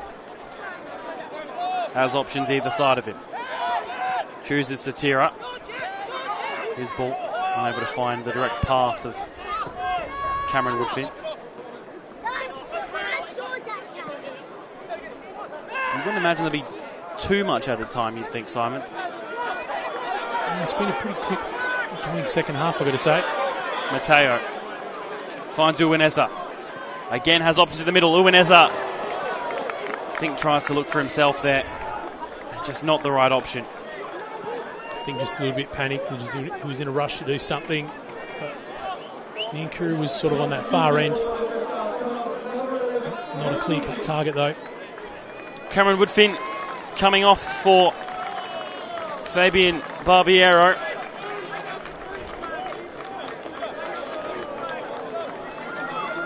He always gets a nice little applause when he comes on, Barbiero, doesn't he? I think at this point of his career, just a lot of appreciation that he's out there. And there is Fabian Barbiero to come on for final maybe 5 minutes or so. 89 minutes on the clock at the moment. I think we may even be lucky to see that. We'll keep an eye on the board and maybe even get Christian to check in with how much longer we're going to see. As of right now, it does look like the cup once again will be heading the way of MetroStars. And really, it is almost to be expected by a team of this quality nowadays, but still always a great team to watch at MetroStars. Absolutely. And I think you get to this point in the game and you think, what can they present on the national stage as well in this upcoming round of 32? That one deflected away, the shot from Thompson.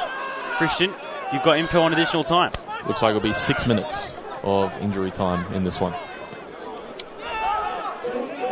Probably more than we expected. Yeah. We'll take some extra action, why not?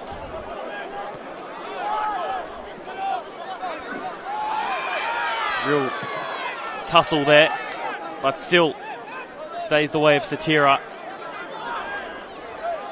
Slips that through well. Really, they do need something now. Twisting and turning again, puts it in the air, and no strike again up to the task. Zganek putting in that ball, but not coming to anything. The great performance by Ostrike again. Unfortunately, he wasn't good enough to stop that free kick that got Adelaide Croatia Raiders on the board, but I don't think anyone could have stopped that one. Just 21 years of age. We gave him a glowing review at the start of the broadcast. Reliable as always.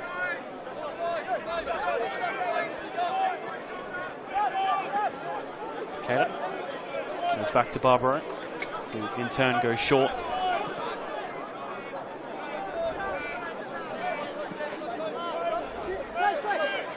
I suppose when you are looking at positives, the positives are Croatia still have an Australia Cup game to come, as well as some decent enough form in the league to help try and keep themselves up as well.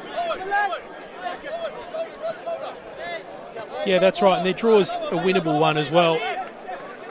I mean, when you've got the potential of coming up against A-League clubs, it's hard to favour them given their position in the NPL at the moment, but if they can get some confidence out of that round of 32, I mean, regardless, it's going to be a real fight to stay afloat in the NPL up until the end of the year. haven't got the ladder in front of me today, actually, but I believe they got off bottom spot with the late win last week.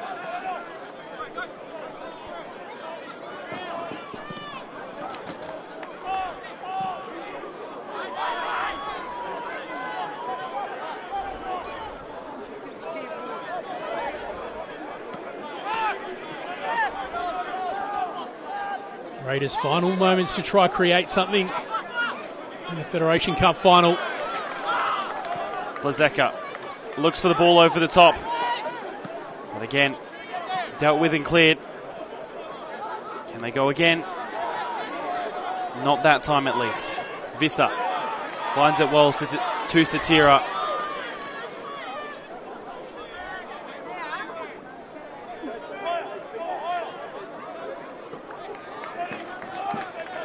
Going out for a throw.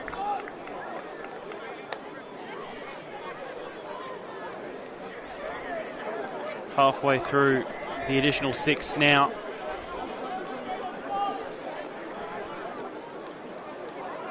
I think at this point MetroStars doing all they can to just see things over to the final whistle. Could they finish it off with a 4th? Again, another deflection. Imagine if. Nearly being their undoing once again. But Ford is Neon Crew. Ostrike coming far out of goal.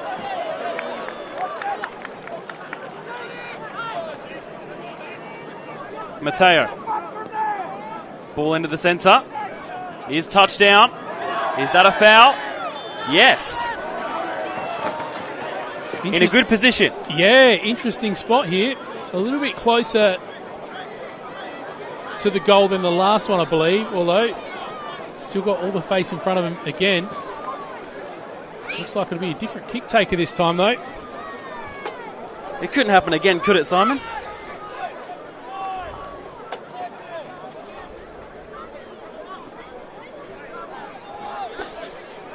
Well, if it is Uwaneza again, are we seeing more of the same? Well, he's marched up to the spot. Given that he's got one to his name already tonight, you'd have to give him the chance to back it up. Still, even if this does go in, it doesn't give Croatia really that much longer to... Of course, it's possible, but it's still not really in their favour right now. Here is the free kick. I'd go for it anyway. That one, not as nice as his first, and I think that might be it. I think so. I think even if he did manage to get that one in, would have been too little too late. Was more curious to just see what he could produce. Still dipped at the end there, just not as dramatically as the other one.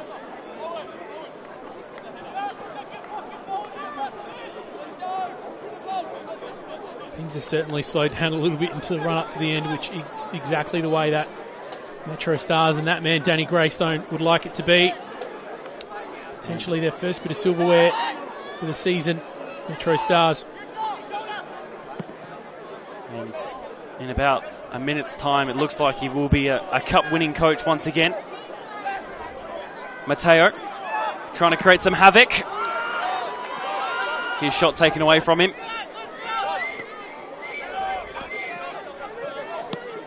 They're potentially issuing for the double if they get the result tonight, which you'd expect at this point.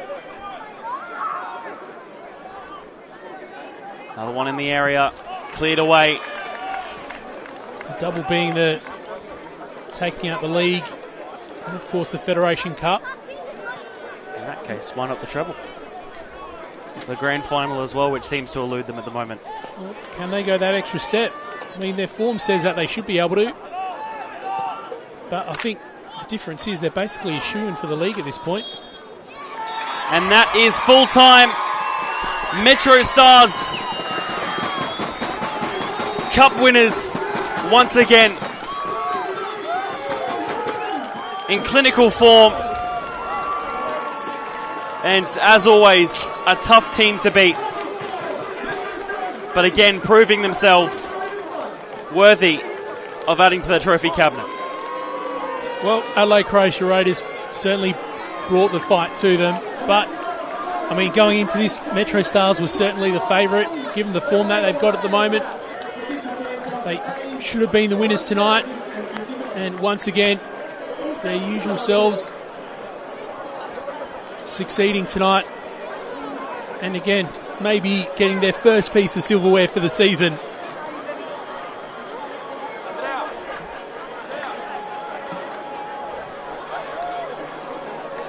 This is a team, of course, with high expectations, and I think in probably a lot of MetroStars fans, in their eyes, this is only the start. I think I've seen so much of them this year and how dominant they have been against certain teams. I'm really, really excited to see them at the Australia Cup. A lot of people were hoping that, you don't want to say soft draw, but it's not the most challenging or daunting first opposition that they've got coming against Canberra Raiders. I'm sure they'll still be a tough opponent. I would have loved to see them go against one of the A-League teams straight up, but assuming that they can go through, will happen in later rounds. But yeah, the prospect of seeing MetroStars really tested and what they can do on the national level is a really exciting one.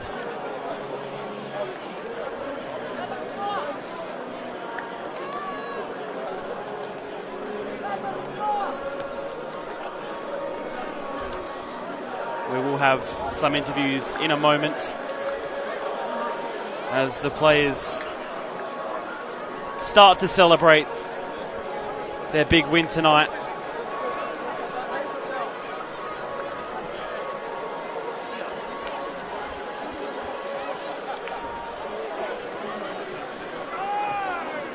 But a good evening / afternoon had here. Oh, nice day had, I think, all in all. It's interesting watching the celebrations from MetroStars. Certainly excited that they have got the win, but it almost looks like business as usual. I think they were going into this one expecting to get the result, and that's exactly what's happened. We'll go down to Christian Marquette, who's got Hamish Gow with him. Yeah, guys, I've got Hamish Gow with me. Hamish, Cup winners again, second time in 3 years. What's your reaction? Yeah, it's feels pretty good. This is sort of where we wanted to be at the start of the year. These are one of the goals that we wanted to achieve, so it's good to have this one ticked off. Now you've got the Australia Cup coming up, you've got a league campaign where you're top, and then you've got a final series to look forward to as well. People are going to start talking about treble and all this sort of stuff. How do you approach that moving forward and use this as a boost?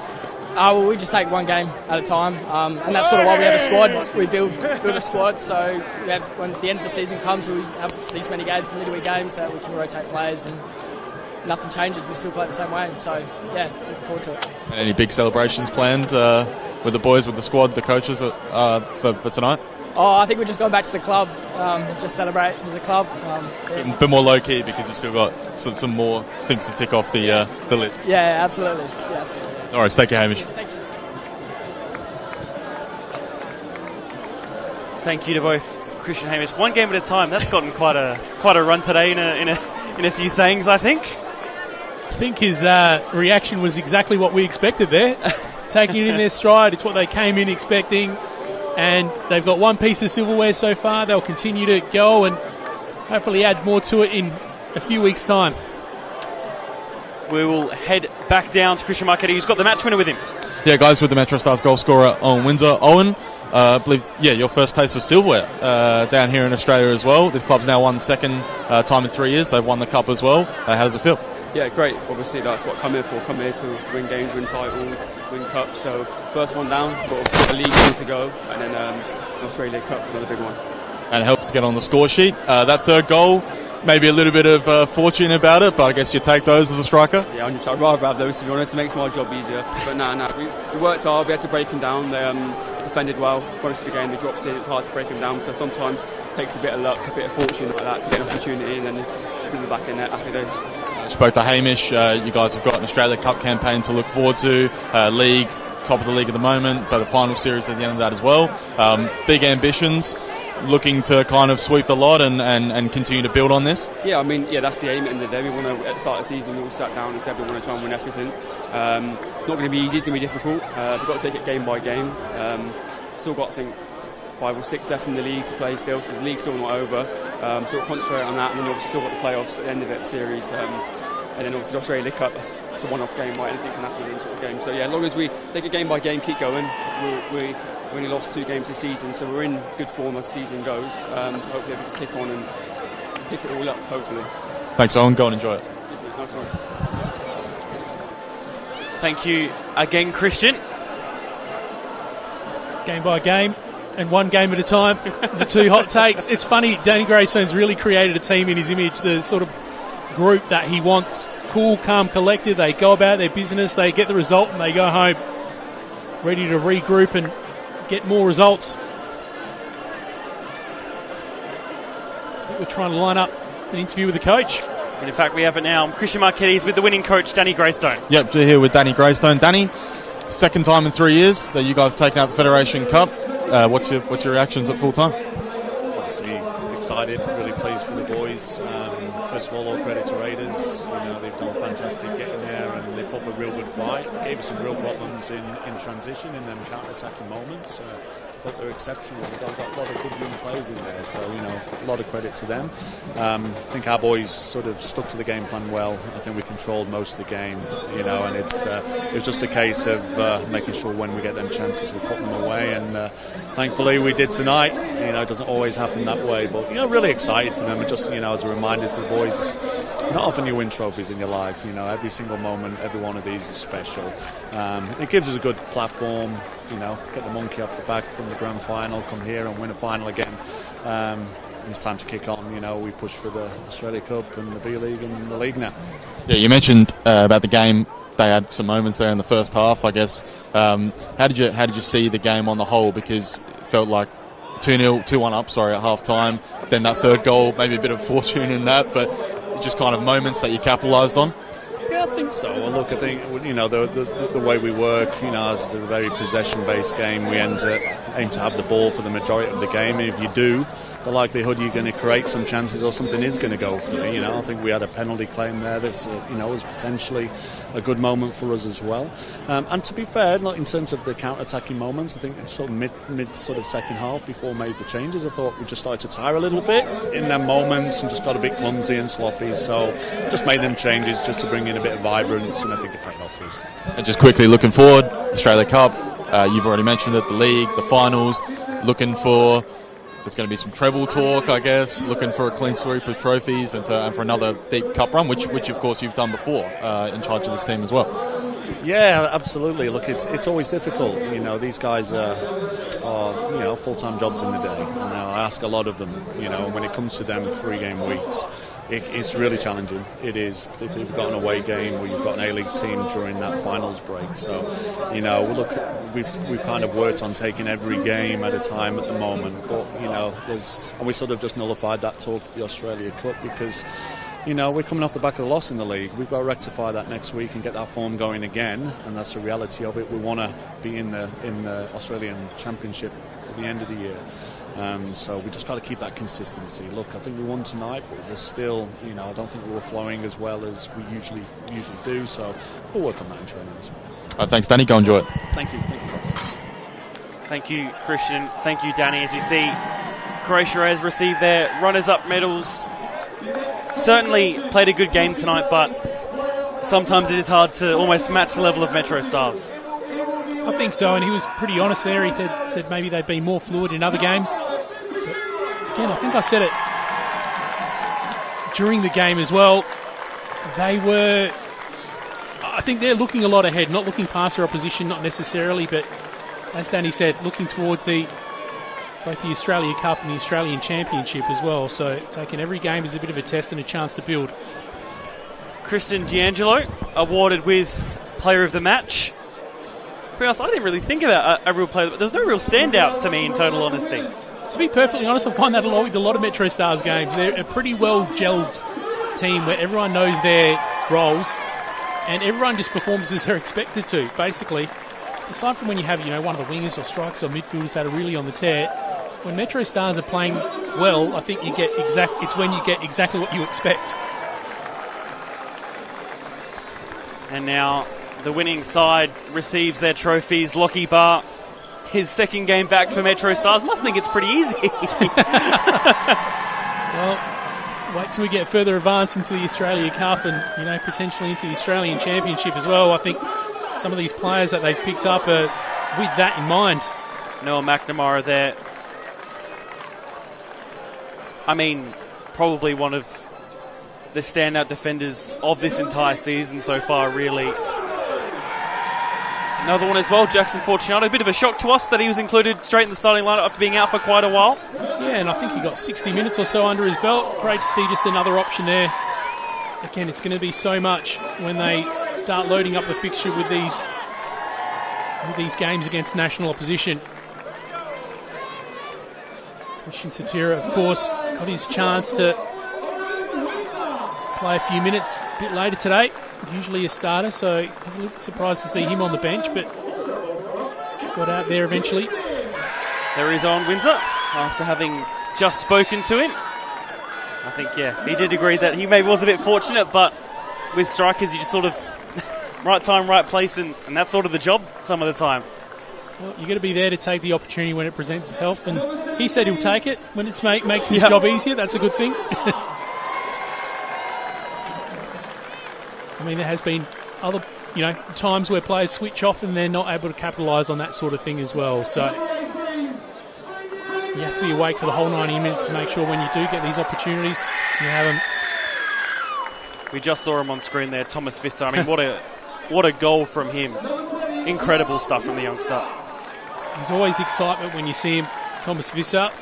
Got some creativity, he's got the confidence on the ball, and as you see, when he's got a little bit of space and some room to wind up that left foot, capable of finding the back of the net. I'm sure we're going to see a lot more of that for the young player. Big career ahead.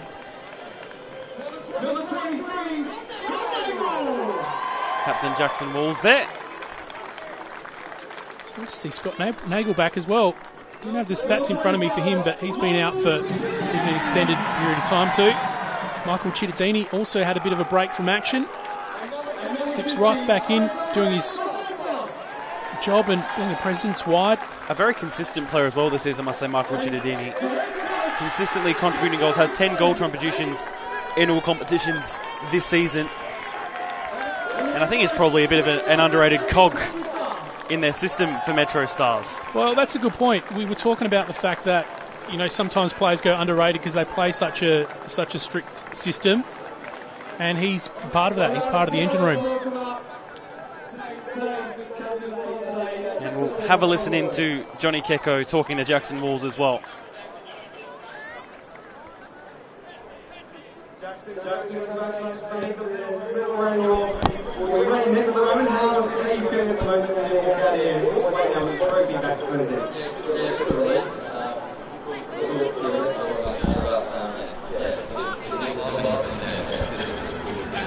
Supporters out of numbers here tonight. Looking out there tonight, they were very loud during the game.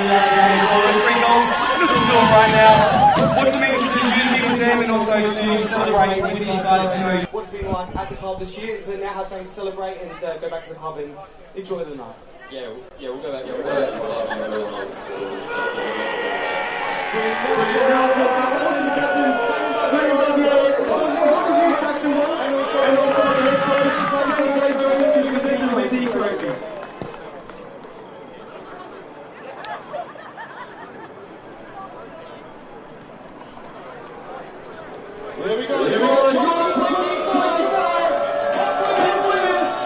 And there it is, the 2 captains and MetroStars, the winners of the 2025 Federation Cup final, MetroStars.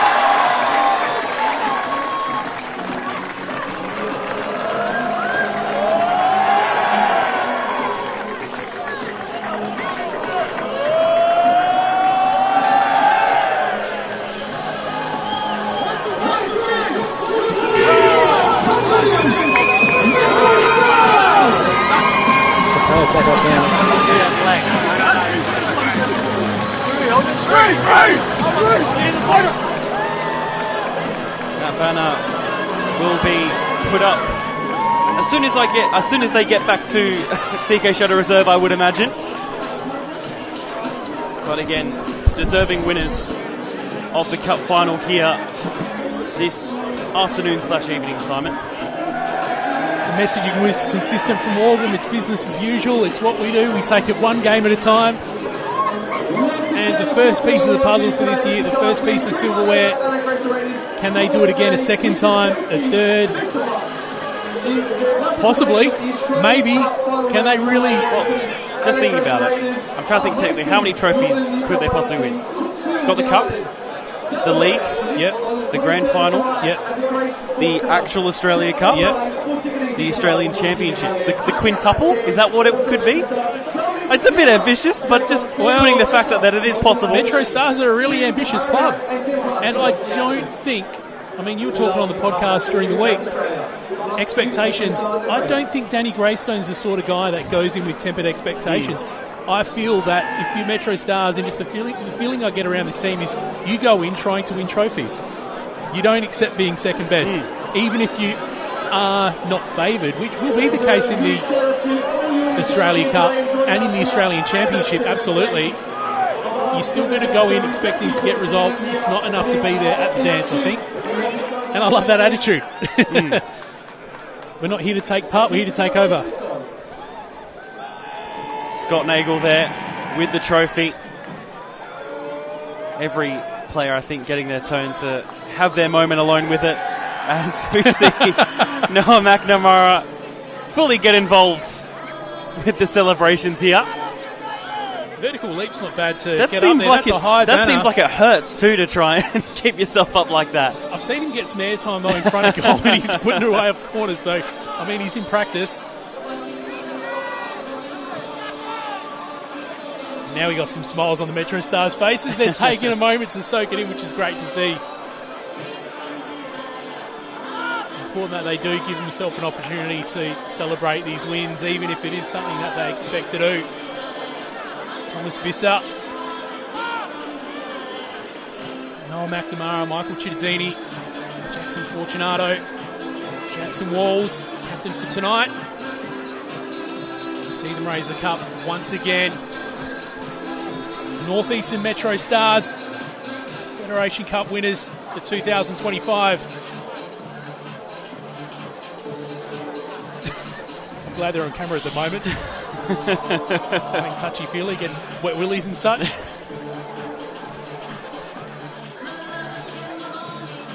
been a long day for you, Seb.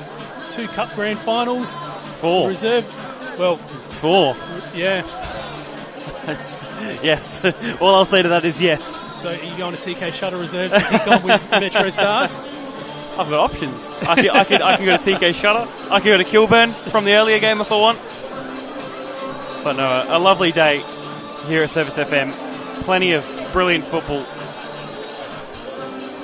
And then really can't wait till next year again. President Robbie Rendy in the background as we go to some highlights. Well, yeah, here's that first one from Thomas Visser. Outstanding, really. And I think the technique should just not even find a corner, just to go over the Barbaro is crazy. I feel like that's the sort of goal that Visser has been looking for. Who knows, maybe in the context of the season we'll see a little bit more of that for him. Loves to dribble it in, carry it deep into that 18-yard box, and we'll see what he's capable of there. And then another one straight after in quick succession from Cameron Woodfin. Another player who's gotten amongst the goals this season, including a hat-trick right here at this stadium against Adelaide United. And I mean, Uwaneza, with that, tried to get Croatia back in this one. It wasn't enough, but still, I think a personal highlight that he can look back on for years and years to come. Great moment from him. Great free kick. Great flip. Great flip. Gave the crowd something to cheer about and a little bit of drama going into half-time. You really had the sense that Adelaide Croatia Raiders were in with a chance. Well, for one last time, we will cross down to Christian Marchetti for your final thoughts on the match. Christian, down to you.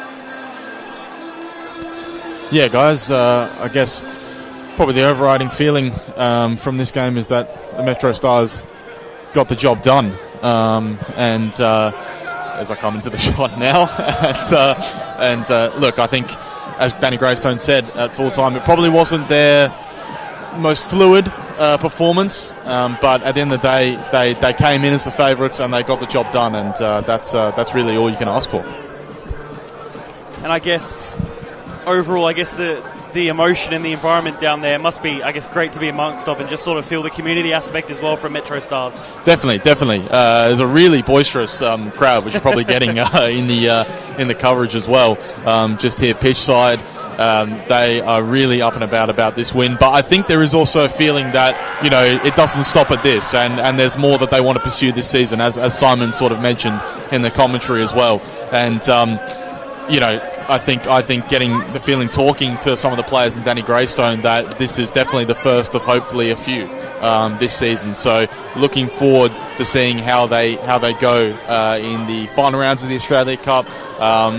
Good chance to finish top in the league with the way things are looking at the moment. And then, of course, they got the final series, which is probably the one part of the South Australian sort of competitions with Metro that they haven't quite gotten over yet in the last few years under Danny. So interesting to see how they go there. Well, thank you for your contribution tonight, Christian. Been lovely to have you on the sideline. No problem. Grateful to be here, as always. Thank you, Christian. Simon, thank you to you as well for joining me. Pleasure as always.